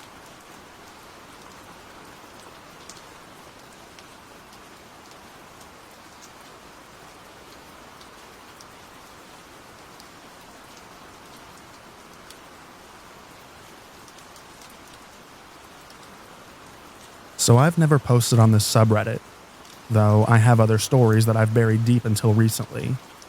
That this is happening in the present. I've had people stalk and follow me before, and because of that and my true crime addiction, I've become supremely paranoid and a solid curtain twitcher. I'm a 31-year-old female, and I reside in an upstairs room that was my first room to myself as a child. I had to leave a bad situation and therefore ended up back at my childhood home. For reference, when our house was built, we were told that the field to our left, with horses in a barn at the time, would one day soon be a development. It was 2000 when we were told that, and it wasn't until 2022 that roads were being formed and foundations laid. I had already had someone follow me home before when I was young. I posted about it, but I don't know how to link it. But I was in a different bedroom next door. My parents put in a free library that's right below my window, and nighttime security lights that are very bright and turn on and you're within like 20 foot of the side of my house my room is on. I'll admit, having an open field next to me so long made me accustomed to not closing the curtains when I change, because there was never anyone to watch. But now there is. For the past 2 weeks, the burglar lights next to the free library have been going off late at night. Because my one side of the curtain is open, so I can use my vape. That's the only reason I noticed it at all. I didn't think too much at first. We lock all the doors and windows every night, and I'm on the second floor. I also always looked out to see if it was a car, someone walking their dog or a deer, only to see nothing. To add, they put in a crap ton of streetlights around this area, so visibility is great. But it just kept happening. So last night I did my usual, and I saw the lights come on out of my peripherals. I acted natural, giving full view out the window that I was going to bed. It was about 3 a.m., turning the TV off, closing the window and curtains, turning the light out, etc. Then I ducked down, peering through the curtains to the sidewalk below. I honestly thought that I was going to pass out when after a few minutes, maybe 5, someone comes out from the side of my house, all silhouette, dressed in black. They kept their back to me until the light turned off, but I swear I could still see them standing there, looking up like they could see me. I called the police, but while I was on the phone with the operator, I saw him run off. There wasn't much they could do, except say they'd drive a car around and look. My parents are asleep, and I know that I have to tell them tomorrow. This scares the crap out of me. If it hadn't been happening for weeks and was a solo incident, I would probably be fine about it. But the fact that the light has been going off without me seeing activity, and what happened last night, makes me think this person has been watching me, and watching my house. To the person outside my window, let's please never meet. Small update. I did tell my parents, and at first they brushed me off, claiming I'd had a couple of drinks and it was late, so I probably just saw someone checking out the library. I then had another conversation about it with my dad, who said that there had been reports in the last couple of weeks of car break-ins, and since my car is parked on my side of the street right outside my window, maybe they were trying to break into it. I pointed out that if he was trying to get into my car, why was he pressed up against the house where he wasn't visible from my window? And why did he at no point go towards my car? I think I freaked him out enough that we are going to potentially get a camera for that area. Given all the development happening around us, I think it's smart, even without this incident. Thank you all for your advice and replies. I'll update here again if anything happens.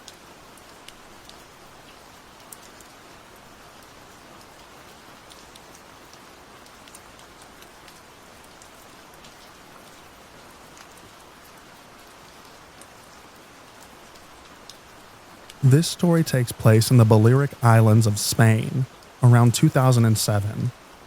As every late August, my mom, grandma, aunt, and I would book a trip to Mallorca. We're all from northeastern Spain, but love the sun just as much as Brits do. Anyway, our room overlooked the sea. It was located on the first floor. I had just turned 8 years old, and every night for a week we would enjoy the nightlife from our terrace. It was our 5th night in, and since there would be different booths at night where you could get tattoos, personalized jewelry, etc., just underneath the terrace, we would sit and watch people get stuff done like hair, tattoos, etc. There's this guy getting a tattoo. He's sitting in a weird position, so he can't really see what's going on with his girlfriend. My mom notices that some random guy starts groping her. She's obviously uncomfortable and her boyfriend doesn't know what's going on at all. He's completely oblivious. Mom doesn't know any English besides very basic words, so she starts shouting, "Hey, stop." Mallorca is filled with foreign tourists, and they all looked foreign to us, the perpetrator and the couple. So that's why she started shouting in English. The guy notices and stops groping her, but gives us a deathly stare. He then starts again, and now we're all shouting stop from our terrace. People start to notice there's something wrong and keep looking at us in a weird way. He then freaks out and tries to get in our hotel. Thankfully enough, he couldn't get in because you needed a code in order to do that. However, 2 German girls were about to use that same door to get out, so we started to shout no, no. This dude kept leaving and coming back to see if he could come up with a way to get in. We didn't know what his intentions were, but we were all pretty shaken. We went to the front desk and eventually called the police to let them know that there was a man who was desperately trying to get into our room. All I remember is crying and thinking that I was going to get kidnapped or something.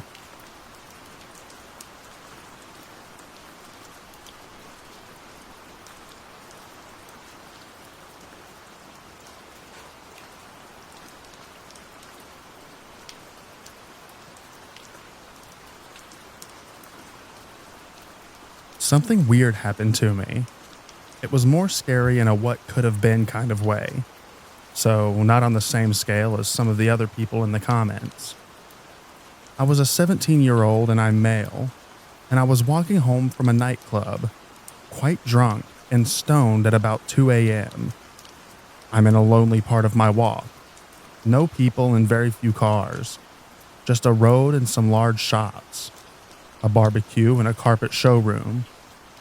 Out-of-town shopping complexes that have since become ubiquitous in the UK. Anyway, in a lay-by, about 15 feet away, is a car pulled up with lights on. As I stumble past, 2 men step out and call me over. Something about the situation immediately sobers me up. I keep walking, and one of them shouts, "It's fine, we're the police. We'll drive you home." I stop for a moment and reply with a smart comment along the lines of how police would never do this and that they were dodgy. Calling them dodgy always sticks in my mind. He insists that I'm too drunk and it's not safe for a young man like me, and I should let them take me home. I say no, and he then calls me to come over here and listen to the police radio in the car to prove that they are real police. It's weird the guy is almost begging me, desperation in his voice. I repeat a firm no, tell them I'm fine and keep walking. The minute I'm out of sight, I run as fast as I can and don't relax until the 30 minutes later that I'm home. I can only assume that they didn't manhandle me into the car because there was the very occasional taxi passing by. I'm 45 now and occasionally think about how that could have ended for me. None of the scenarios seem good. Sadly, stories like this are probably more routine for women, but at the time, it really shook me up.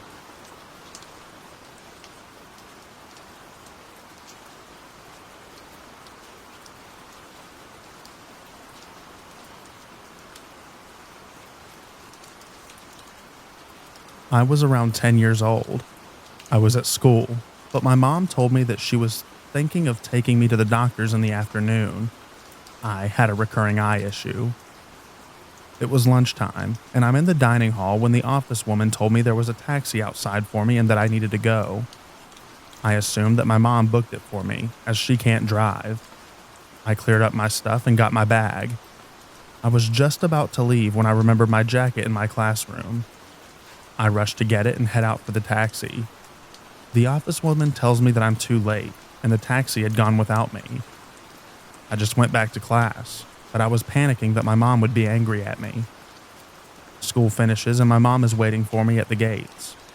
I burst into tears, apologizing for missing the taxi and thinking that I was in big trouble.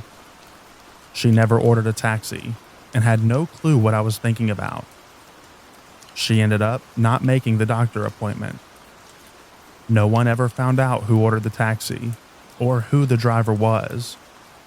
My mom doesn't like to think what would have happened if I hadn't forgotten my jacket and got in that taxi.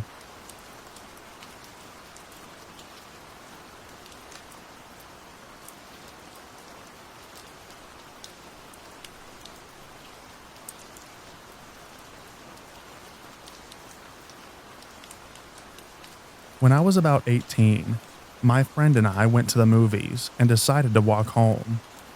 It was a bit of a walk, but we didn't want to pay for a cab. I'm always pretty vigilant when walking, especially at night, so I noticed a guy with his hood up walking behind us. Every so often, I'd look over my shoulder and check on him. He started pretty far behind us, but was gaining ground weirdly quickly. The last time I turned my head, I caught him sprinting at us. I panic and tell my friend to run for it. She's in those Birkenstock slip-on sandals that were popular back then, and she's struggling to run, so I'm dragging her until we get to the gas station. I bang on the window and beg the clerk to let us in, but he says he can't because it's past a certain time at night. But he promises if the guy comes near us that he'll call the cops. The guy comes down the hill, through the gas station, staring at us the entire time. I swear, the only reason that he thought better of it was because the gas clerk had the phone visibly in his hand. Plus, he was a big guy. I completely broke down after he left.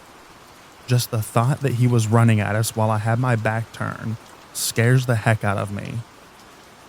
What if I didn't turn? When I did, that last time.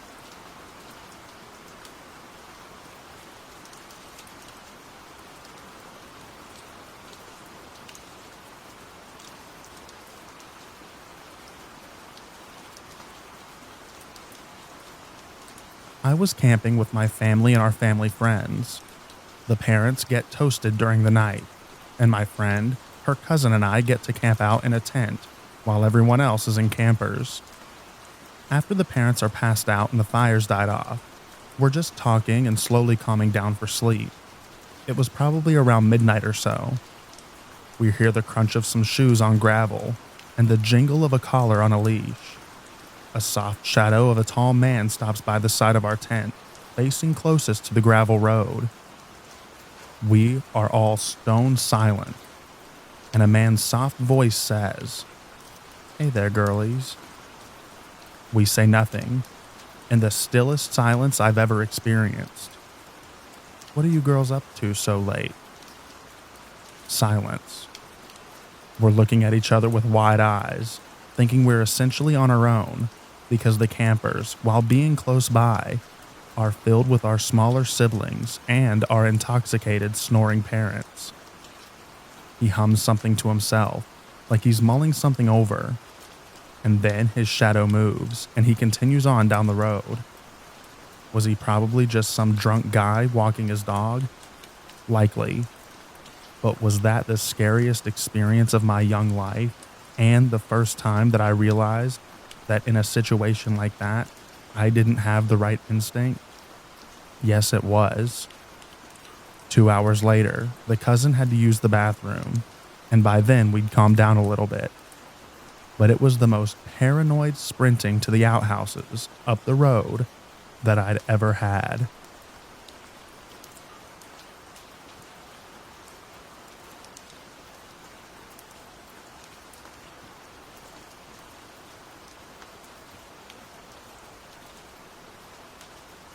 I'm a guy, and when I was 19, I was at a friend's apartment one night for a party. Things were starting to wrap up. It was very late, and we were all standing around in the parking lot, talking as we got ready to leave. Then this beat-up old Ford Bronco pulls into the lot, and a tall, lanky guy in Western garb, hat, boots, belt buckle, gets out. That in itself wasn't unusual. I'm in New Mexico, and you see people dressed like that all the time. But instead of going into an apartment, he walks up to our group and just stands there. Never says a word. He wasn't acting in a threatening way. It was just really weird and awkward. So we all decide this would be a good time to leave. We got in our cars. He got in his Bronco and we all drove off. When I got onto the street, he pulled out right behind me, which I didn't think too much of at first. But then he revved his engine, pulled right up on my tail, and flipped on his high beams and a light bar. Now I knew something was up.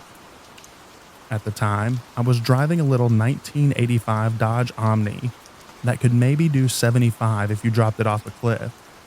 So there was no way in heck that I was going to outrun a V8 Ford Bronco, even if I was crazy enough to try. This guy could easily keep up with me. I didn't know what to do. In retrospect, I probably should have driven to a police station, but that never occurred to me.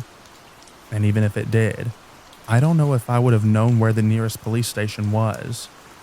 This was the early 90s, no smartphones or Google Maps. So I did the only thing that I could think of.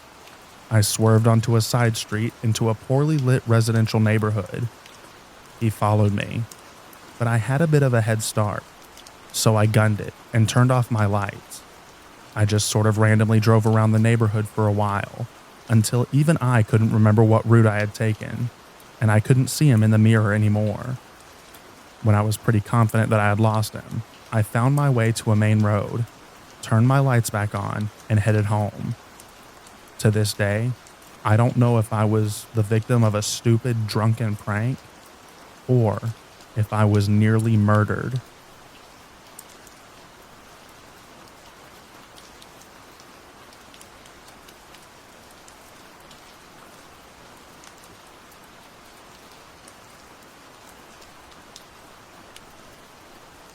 My younger sister had a similar experience when I was 12. It was Halloween, and my mom had taken us trick-or-treating around our street. When we got back home, we asked if we could stay out a bit longer riding our bikes. We lived in a cul-de-sac, so it was normally only neighbors and their visitors driving by. After a short ride around, just as we had stopped in our driveway, a car stopped, and a man told us get in the car. My sister and I froze out of fear and didn't respond. He repeated the demand before driving away. I guess he was worried an adult would see or come outside. We rushed inside, locked the garage behind us. The police were called and came to our house to take the details. We even spotted a car that looked very similar after the incident at the nearby shops, and my mom informed the police. A few months later, we came to find out that the man who approached us had been arrested for luring a young child away and assaulting the child during Christmas carols at a local botanical park, which my family and I had also attended. I remember being shocked and disturbed when I first found out about the assault, and even more so when I realized that what could have happened to me or my sister that Halloween night, when we found out that it was the same man that was responsible.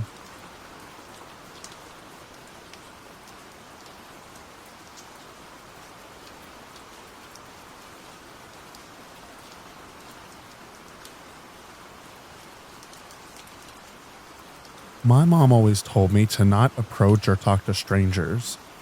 One day when I was walking home from elementary school from the bus stop, which was around the corner and down a block, an older man drove up to me. I was on the right side of the road, and he was driving towards me and parked next to me.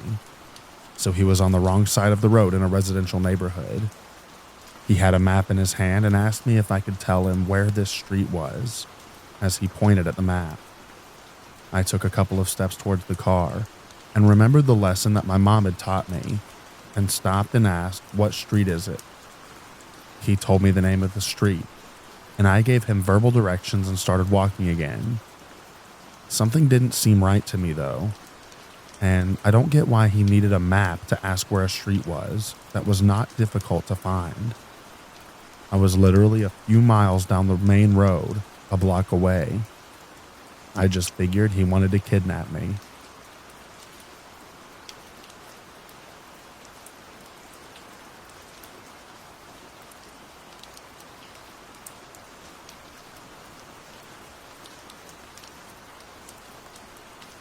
This happened when I was little, around 6 or 7. I was being watched by the neighbors across the street with her 4-year-old and newborn. The mom decided we should have a picnic on the driveway, but after a little while, she had to go inside to get something, maybe to use the bathroom. I can't really remember. But as soon as she left, this old couple rolls up to the driveway and asks me and the 4-year-old for directions. I tried to tell her the street was a few streets over, but she said that she couldn't hear me over the car, so could we come closer? I wasn't sure what to do, because I already knew about stranger danger but didn't want to be rude to elders. Luckily, right then, the neighbor's mom came sprinting out and talked to them. I overheard the ladies say that I was helpful, telling them that they were on the wrong street, and the neighbor told her the same thing I did. It was only when I was older, thinking back on it, that I realized that it was weird that they asked such a small child for directions, and that she had heard what I said, but lied, trying to get me to come closer. Definitely, probably, would have been kidnapped.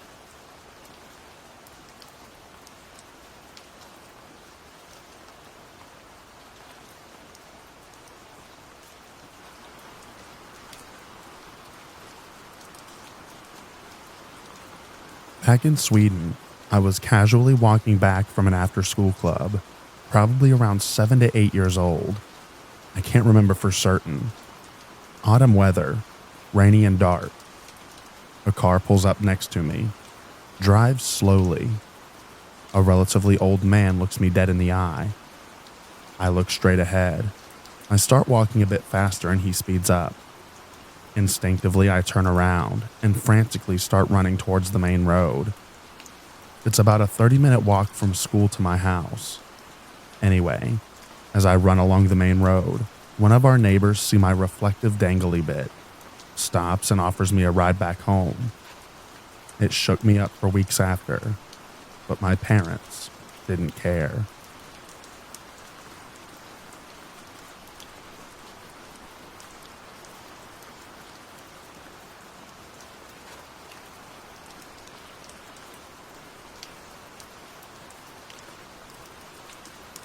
I was in Walmart with my dad, probably around 6 years old, and I had just walked to the door while he was checking out.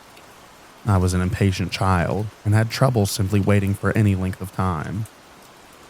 A young boy, I suspected maybe a year or two older than me, approached. I was too young to be terribly suspicious, so I went along with it when he struck up conversation. He eventually asked if I was here with someone, and I said that my dad was just over there. He then forcefully grabbed my wrist and told me to come with him, trying to ultimately pull me towards the door. I was thankfully able to free myself, and I ran away. Shortly thereafter, my dad came up and we left. It could have been nothing, just some kid being stupid. But with all the stories of kids being kidnapped in traffic, it's terrifying to consider what could have happened.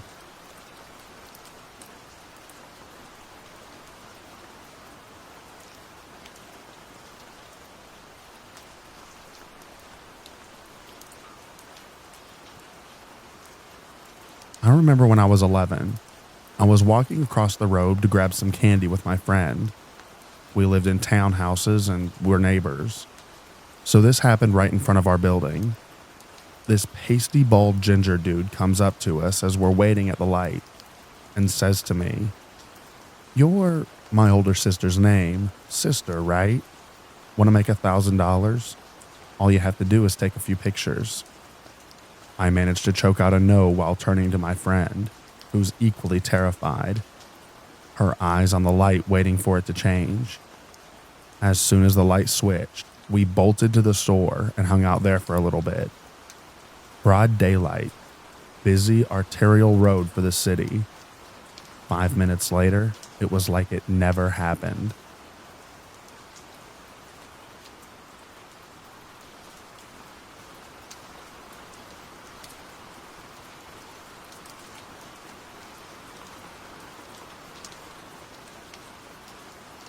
Around August of 1978, I was in my late teens hitchhiking from Illinois to Michigan.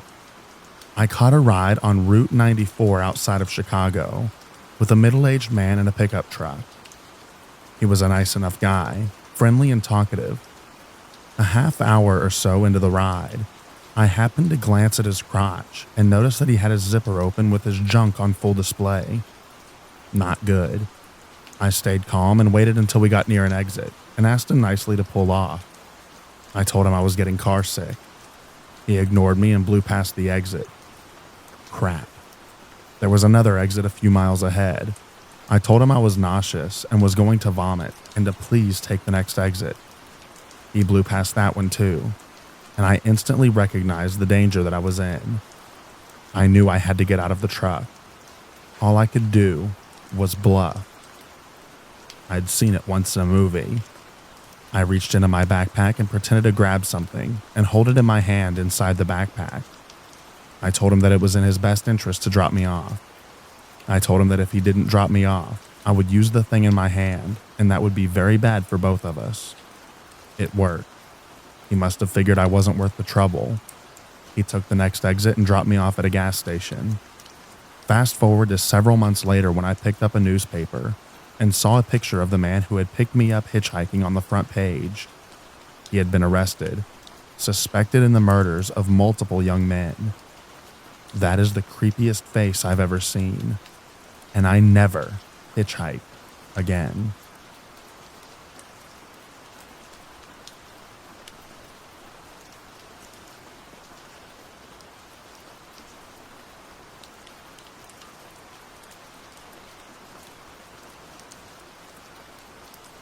I've had a few, but due to my age at the time, this one sticks out. I was 20 and heading back to my car from buying groceries.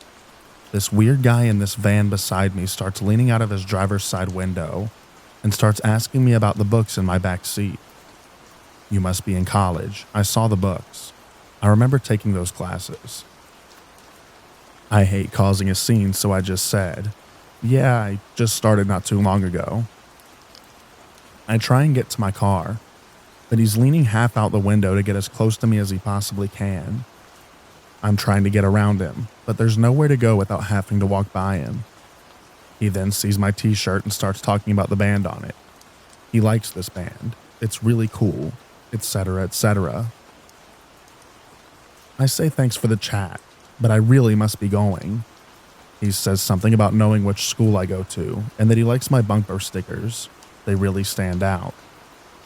I finally finagle myself around him, get to my car and drive off. He follows me for a bit, so I just drive in random circles in the area until he disappears. That messed with me for a little bit. My neighbor at the time told me next time to get his description and his license plate. There's been a creep in the area making attempted kidnappings that they're trying to catch. Thankfully, I was overweight, so he'd have a hard time wrangling me.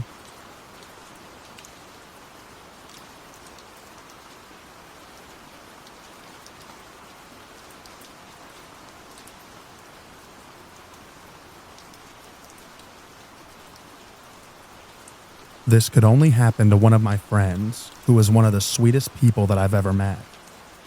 Where we live, there's a suburb that has all the nightclubs and some tech businesses, but still has a large homeless presence. So over the years, it's developed a bad reputation.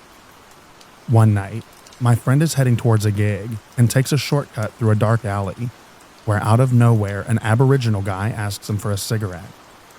My friend, being the nice guy he is, rolls him one and just starts having a conversation with the bloke. An Aboriginal woman approaches my friend from behind and puts her hands on his shoulders, but doesn't say anything. The guy my friend is talking to nods like he's saying no, so the girl just leaves. My friend says he has to go, which the Aboriginal guy replies, "You know, I was actually going to R-word you, but you turned out to be a nice guy, so I decided I wouldn't." My mate just legged it.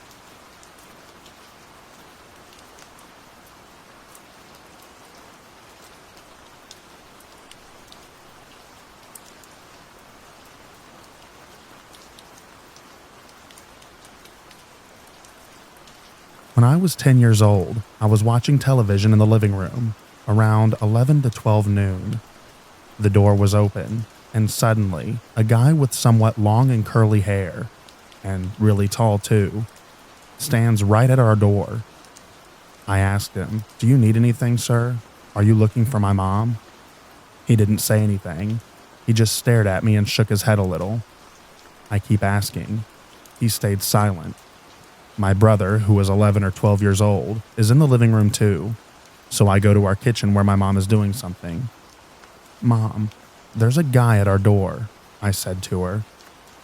When my mom turned her head towards me, she got startled. I turned around to see the guy standing right behind me, and I didn't even hear his footsteps. Mom then started yelling things like, "Who are you?" and other stuff that I couldn't remember. My brother was standing frozen in the living room. Our neighbor's house is just beside our house, so my mother runs towards the exit at the kitchen and shouts for help. The guy leaves before our neighbors arrive. He was fast, and he wasn't even running. My neighbor, who was probably 20 plus years old at the time, even tried looking for him and tried to scan the streets, but no one saw him. That was the creepiest guy I've ever encountered.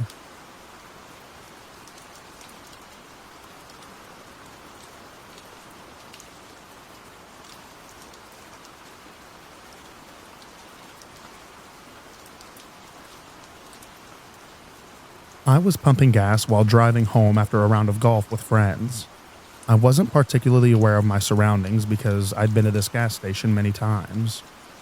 All of a sudden, and out of nowhere, a middle-aged man asked if I know where the church is from the pump across the aisle.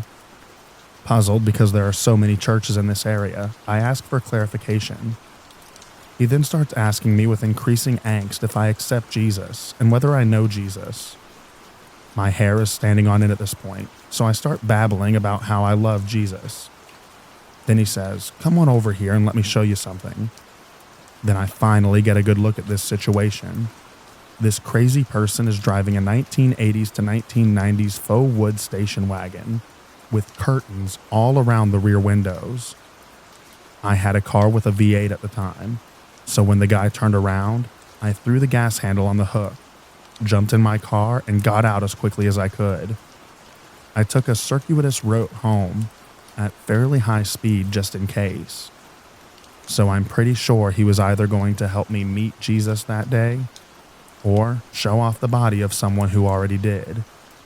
Either way, not a good situation to be in.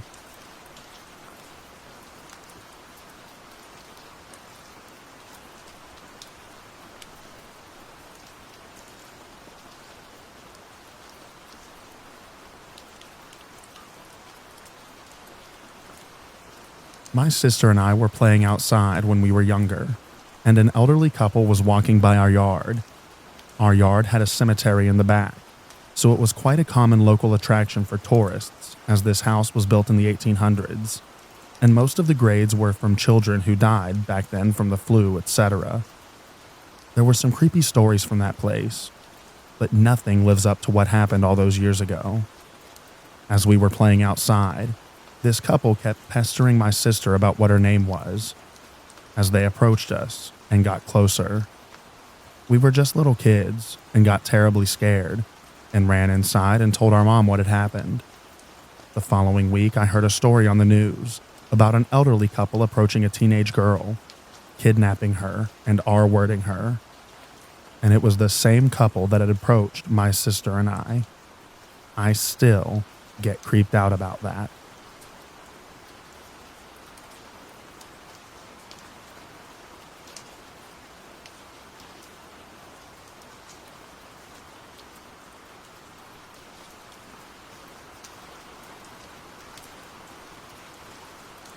In college, one of my friends, Matt, really wanted this cheap IKEA cabinet thing for his gamer setup that someone was advertising in one of the campus apartments near his place.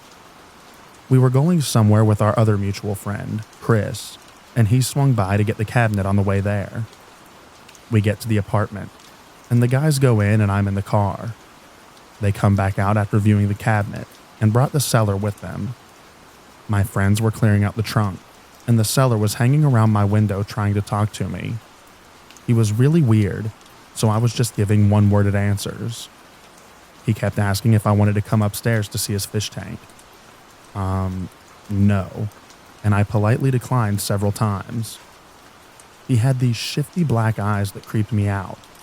Like, I'm sure his eyes were brown, but they were super dark and beady. I'm pretty sure he might have been tweaking off of something. Then he kept showing off his sinewy arms and bragging about weightlifting. Dude looked like a shaved bird, so I don't know why he thought I'd believe that he regularly lifted 300 pounds or whatever. They all eventually go back inside to get the cabinet, and a while later I see Chris holding the door to the apartment building open and waiting for Matt in the cellar to bring it downstairs. All of a sudden, I see Chris freak out and run inside. I got out of the car and ran over. Matt was at the bottom of the stairs with the cabinet on his leg. It was lightweight, so at best the fall hurt him the most. The seller was standing in the middle of the stairs nonchalantly. We were fussing over our friend when the seller realized that the appropriate human emotion he should be displaying was concern. It was creepy seeing him just stand there all blank-faced, and then having this light bulb moment like, all right, look concerned, say something nice. The seller was like, oh no, are you okay? Matt said that he was fine, and then him and Chris just took the cabinet outside and put it in the car. I was picking up a piece of the cabinet that broke off on the stairs when the creepy guy basically teleported behind me and stroked my arm. He said that I absolutely super totally needed to see his fish tank collection now. And I said, no sir, goodbye. Matt didn't mention being shoved until later, but I was obviously already getting sketchy vibes from the seller, so I fully believe him. Apparently, they were both holding the cabinet and going down the stairs. Matt was walking backwards down the stairs, while Weirdo Guy was at the other end. Matt swears to this day that the man looked at him in the eye and shoved the cabinet into his chest and watched him fall backwards with it. He said that the shove happened after the seller asked if he partied, and Matt said not really. He refers to him as the party pusher and thinks the story is hilarious in hindsight. I still think it's terrifying.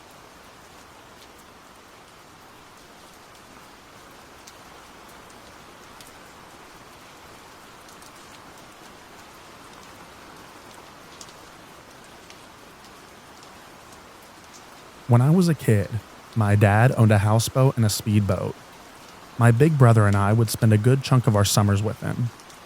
Anyways, this was in Southern California, and there were all these waterways with tiny islands in them. There was a party going on one, and my dad took us. It was more of an adult party and I was only 12, so I just wandered off and did my own thing, played in the water and whatever.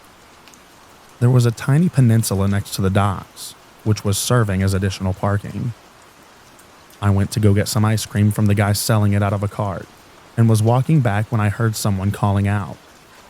I look over and see a dude in a boat, probably in his mid-30s, calling and waving to me. I kinda watched him for a second because I was often wrong about these things. I thought that maybe he meant it for someone else. But no, he was waving me over and trying to get me to come onto his boat. A 12-year-old girl who looked 12 at the most.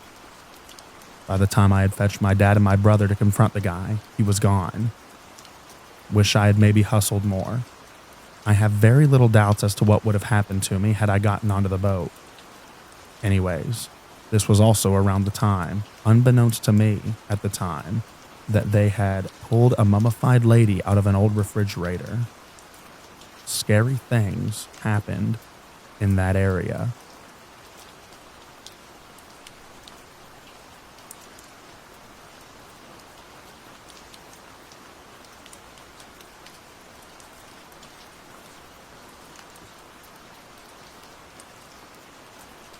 I was 8 or 9 years old, I think, and we had a little field, mostly just sand, on the opposite side of the street where I played a lot.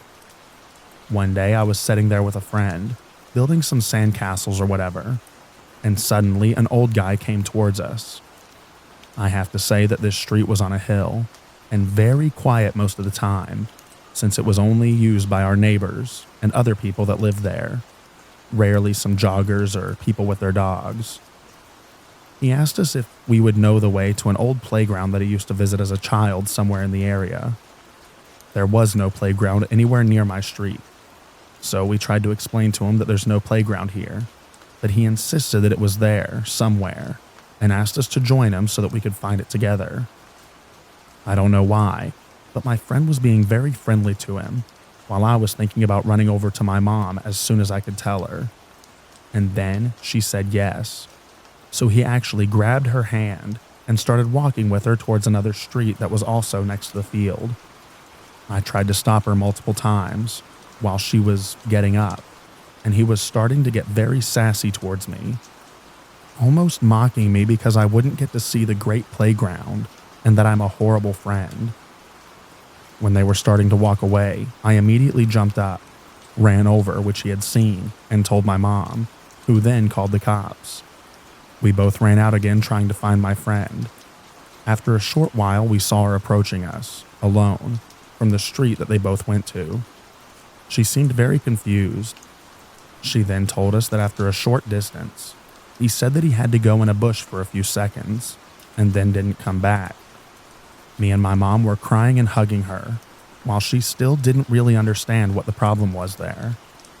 The police came but didn't find anyone, so we described him and they wrote it down, but he never came back or was seen by any one of our neighbors. I still get goosebumps, thinking about what could have happened.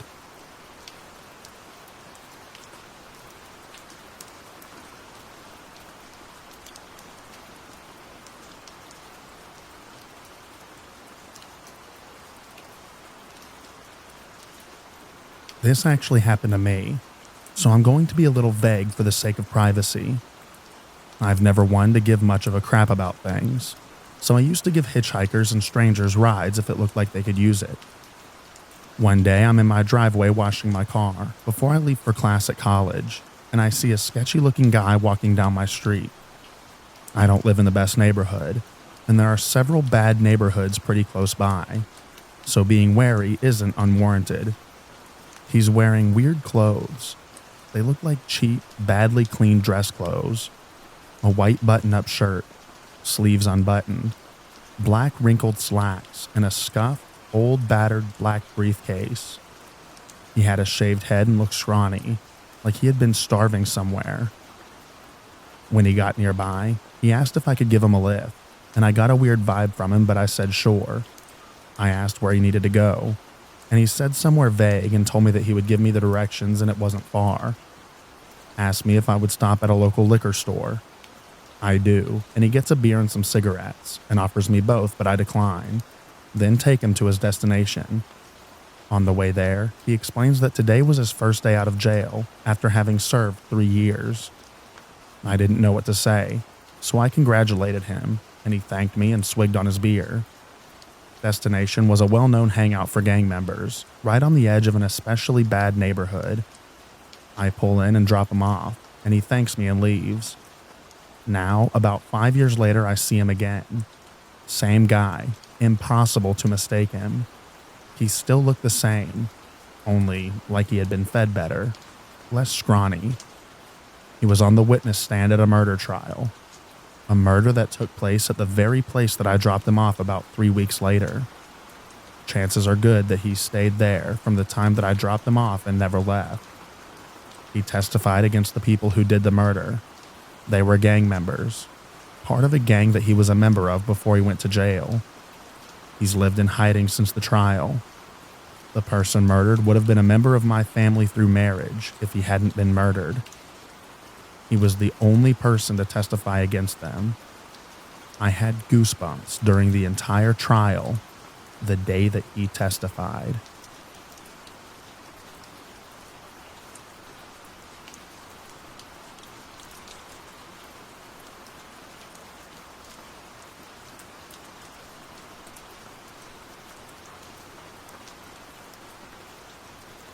When I was around 18, one of my friends lived in a house about 3 miles outside of the village that my friends and I lived in. It was right next to a motorway/freeway and had a large amount of land attached to it. His parents ran a horse stable in one of the attached fields. His parents had gone on holiday, and we were planning on having a small party at his house. About 20 to 30 people. A few of us met up at the village and walked through the country roads up to his house, which took about 30 minutes. When we got there, we found 2 police cars parked in the drive. We all thought that the party had started, and for whatever reason, the cops had gotten called. Turns out that the friend who lived there had been eating dinner, waiting for people to turn up, when he noticed someone standing at the bottom of the garden, just out of range of the porch light, watching him. Thinking that it was just one of us messing with him, he slipped out the side door in an attempt to get behind whoever it was and surprise them instead. After sneaking around and not being able to find the person, he headed back expecting us to be there, waiting only to look through the kitchen window and see an unknown man sitting in his kitchen, finishing the dinner that he had been eating. Apparently he looked dirty, unkempt, and basically like a tramp. My friend noped out, ran a mile to his nearest neighbor and called the police. When they turned up, they searched the house and property with dogs, but couldn't find anyone. It seriously freaked him out. Several of us ended up staying at his for a week until his parents got back.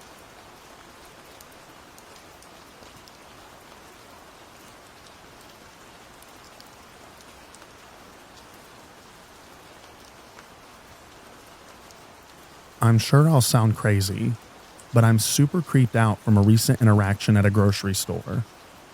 I was shopping with my toddler, and an older lady, maybe 70-ish, who was by herself just came up and said, "Ma'am, do you know all the canned veggies are in sale for 50 cents this week?" And went on about how it's a great deal and they don't run it often. I said, "Thanks, I appreciate the heads up, and I'll definitely grab a few on my way out." Then she begins to walk away, and it's almost out of sight when she stopped and looked back and smiled at my son. She then asked how old he was. I said, "Oh, just over a year." She then asked if he was my only child, and some other random questions about him. Then she goes, "Hey, I just remembered, I have some clothes in my trunk, all boy stuff in the 2T to 3T range," and asked if I wanted it. I politely declined. I said we'll be shopping a while and I didn't want to hold her up. She then proceeds to say, "Oh, not a problem. I'll just wait outside and then I can come back and find you before you leave. Are you a single mom? Would you need them?" I got this gut feeling that something was off about this lady, and I just said, "Nope, not a single mom, and we have all the clothes that we need," and then thanked her for the offer. She tried a few more times, saying things like, "I just don't know what to do with them. If you could use them, I'd be happy to give them all to you." At this point, it really felt like she was trying to lure me and my son to her car. I continued to decline the offer and then walked away. I did a few more laps around the store looking for things that I needed, and at one point I saw her standing in an aisle in the center of the store with a younger man just people watching. I could just be super paranoid, and she was just a sweet old lady trying to be nice. But something in my head just told me to get out of the conversation as quickly as possible. I feel like parents will know that having a small child makes strangers talk to you all the time and want to make small talk about your sweet kiddos. But this conversation did not feel the same as the others I've had while out with my son. Has anyone had a similar experience?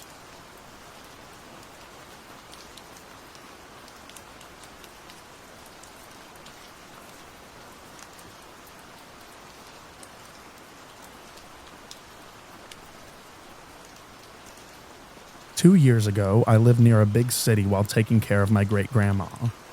One day, me and my mom decided to get some groceries, but we didn't have a car, so we had to walk. When we were almost to the local King Soopers, I heard my first name being shouted. I ignored it at first, thinking I was hearing things, but then this random lady, who looked pretty disheveled and scared, ran up to me and grabbed my arms and kept repeating my name. My name is not a common name, and everyone that I know calls me by a completely unrelated nickname. So there was no way she heard someone else say my name.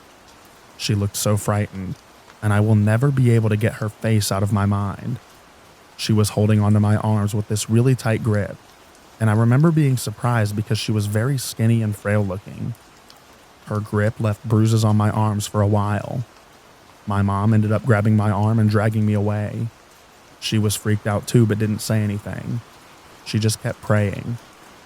When I got home, she prayed a lot and blessed me. I was not scared of her, just more confused. How did she know my name? And why did she look so scared?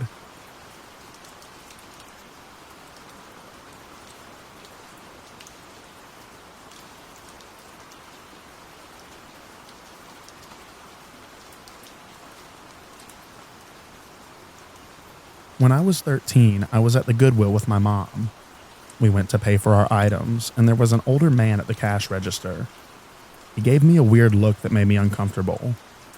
Just as he's finished ringing up everything, and when my mom was momentarily distracted by paying, he looks at me and quietly says, "Smile." And even though I was confused and creeped out, I smiled, and in an instant he retrieved a Polaroid camera from under the register and took a photo. Then, just as quickly as he took it, he put it out back under the counter. My mom noticed the flash and the confused look on my face, but the cashier acted as if nothing happened. It happened so fast and was so weird, we just looked at him in shock and left. When we got to the car, my mom asked, did he just take a picture of you? And I just nodded my head. We didn't know what to think, so we just kind of tried to forget about it. Still creeps me out thinking that this man probably has my photo, and who knows how many other people's photos. So when some stranger says smile, just don't.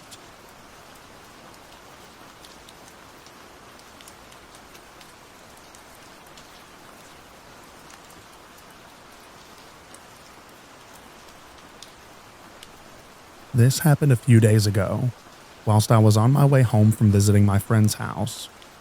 I was driving on a back road late at night in my Tesla Model 3 while it was on auto drive. I'll admit that I was not paying attention to the road, and I was on my phone while I had my music in the car playing. The ride was okay and chill for a while, but I'm not really sure because I was not paying attention at the time. Out of nowhere, my car immediately braked and made an alarming sound. I was scared and immediately took control of the wheel and looked through the windshield. When I looked, I saw a figure standing inches from my car, barely avoiding being hit. My heart was racing for the impact, and now seeing what I could only assume to be a person. They didn't even flinch from the sight of almost being hit. I looked at them for a good 10 seconds before I put my car in park and turned on the megaphone to ask them if they're okay. They didn't respond and proceeded to walk near my window. I locked my doors while they're approaching because I was terrified. They asked me if I could roll the window down to speak to them, but I refused and told them that I could hear them from the other side. I then asked why they're out here all alone in the cold, and they told me that their car had broken down and that they were hoping that someone would stop to help them. As they were talking, I got a good look at their face, and they appeared to be 25 to 30.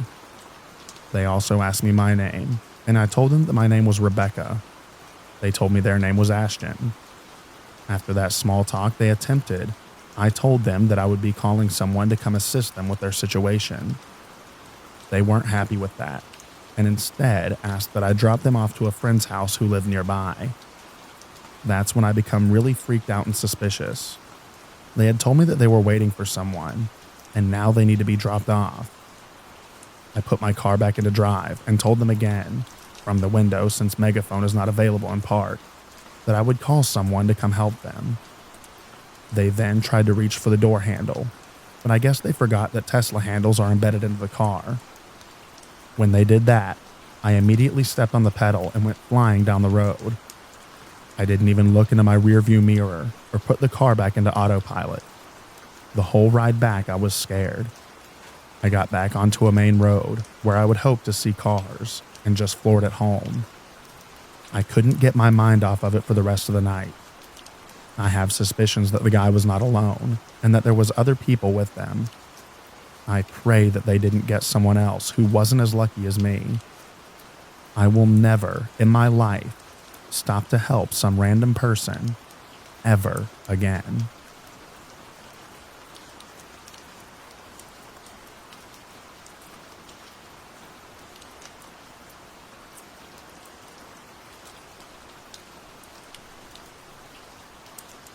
I was in a different city for placement. I was going inside Morrison's, and the security guy at the front was saying hi to everyone, and he was sometimes saying bonjour. The old man started speaking in French with him, and I said bonjour back to the security guy. The old man heard, then asked me if I could speak French, and I said yes. He started asking me some questions like, what's your name? And what are you doing in this city? Stupid as I am, I gave him my real name, and said that I was here for placement in this hospital. We said bye to each other and didn't think about it anymore. This happened on a Wednesday. I went back to the hospital on Tuesday. My supervisor came and gave me a letter. The letter had my name and what I do in the hospital. I opened it, and it was a letter from the old man. By the way, when I say old, I mean old. He looked older than my granddad. The old man was saying that he had a good conversation and wanted to meet up with me to have a drink. And it was his number and email address. I was a bit freaked out to go back to Morrison's from that day. And from that day, I tend to give fake names to strangers. I thank God he wasn't like a mad person, because he basically knew where to find me if he wanted to. So guys, don't be stupid like me, and never give your name and what you do or where you work or live to strangers. Stay safe, everyone.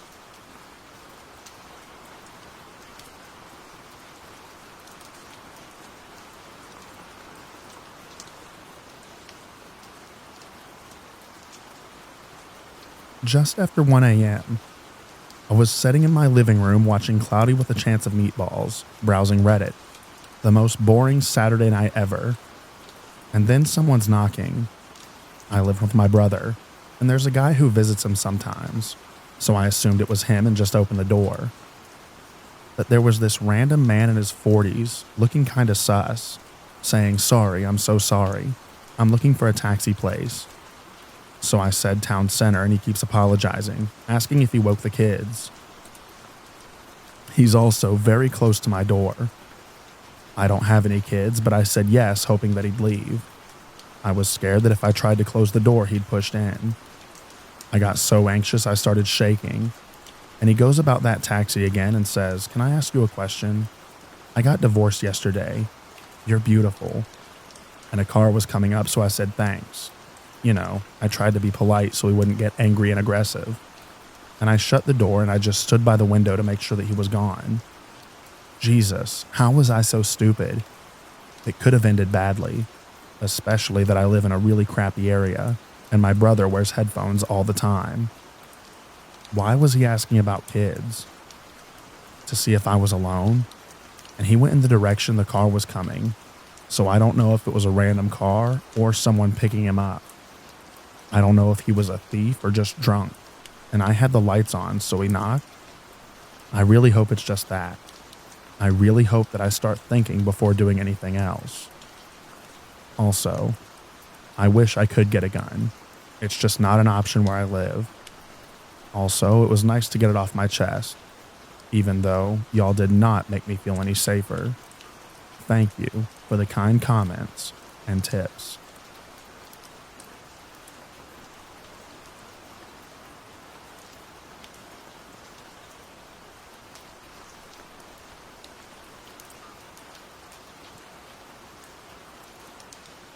I'm a female, and this story took place when I was 12. It's more than half my lifespan ago, but I still get really uneasy when thinking back to it. I tried to block it from my mind and guess as to what could have happened if not for two kind strangers. I was walking home from school one day.